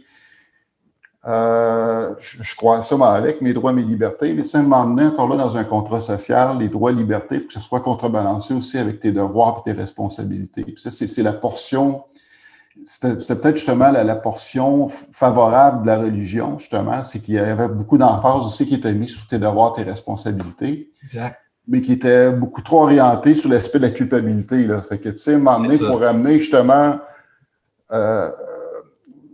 entretenir une culture de l'empathie là, collectivement. Ça fait qu'il manque de quoi? Il manque ce genre de ciment-là collectif. Je ne pourrais pas dire là, à brûle pour point qu'est-ce que ça devrait être. Voilà, ben sinon, on serait ailleurs. Oui, c'est ça, mais sauf que c'est un problème actuellement avec tout, justement, autant à gauche qu'à droite, l'aspect de l'hyper-individualité. On le voit justement actuellement dans certains courants de droite que plus libertarien, que c'est la liberté quasiment absolue. du côté de la gauche, avec justement tout le monde avec son individualité, son identité bien personnelle, là, puis même la définir quasiment là, en faisant fi de la réalité, là, qu'on en parlait tantôt, de dire, ben, si moi je décide aujourd'hui que je me sens comme un nain unijambiste, bègue, noir, ben, c'est comme ça que je me sens, c'est comme ça qu'il faut que tu m'identifies, là.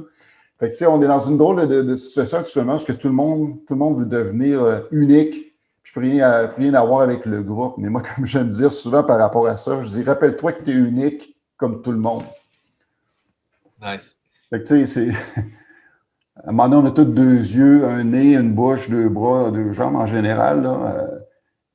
Tu sais, c'est beau l'individualité, puis à un moment donné, il ne faut pas oublier l'effet de groupe, là, puis ça, c'est une affaire qui s'est perdue. Puis c'est peut-être le seul côté dommage, justement, de la perte de la religion comme ciment collectif, mais qu'on n'a pas vraiment remplacé par rien d'autre. À un moment donné, il y avait tout le courant nationaliste qui pouvait créer ça.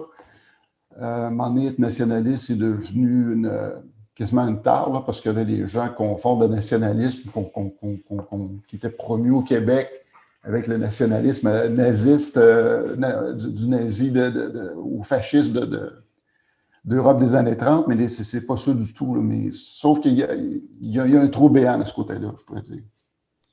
Ben, bien d'accord. On verra qu'est-ce qui va sauter dans le trou et qui va pouvoir peut-être le combler idéalement d'une meilleure façon que la religion a pu tenter de le faire dans le dernier siècle au Québec.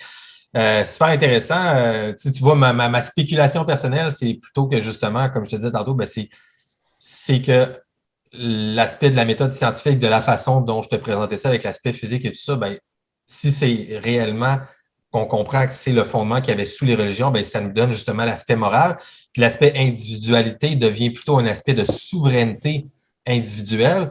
Et là, tu tombes avec l'affaire des intentions. Donc, tant que tu n'enfreins pas l'autre souveraineté de l'autre personne ou de l'autre nation ou de l'autre culture, ou etc., ben, tu as 100% de ton individualité qui te revient à toi. Et ton corps est le tien. Puis là, ben, pour moi, en tout cas, ça fait le lien avec l'histoire de mandater une injection pour avoir accès à des trucs sociaux. Pour moi, ça contrevient à ce que j'appellerais cette vision scientifique-là des choses.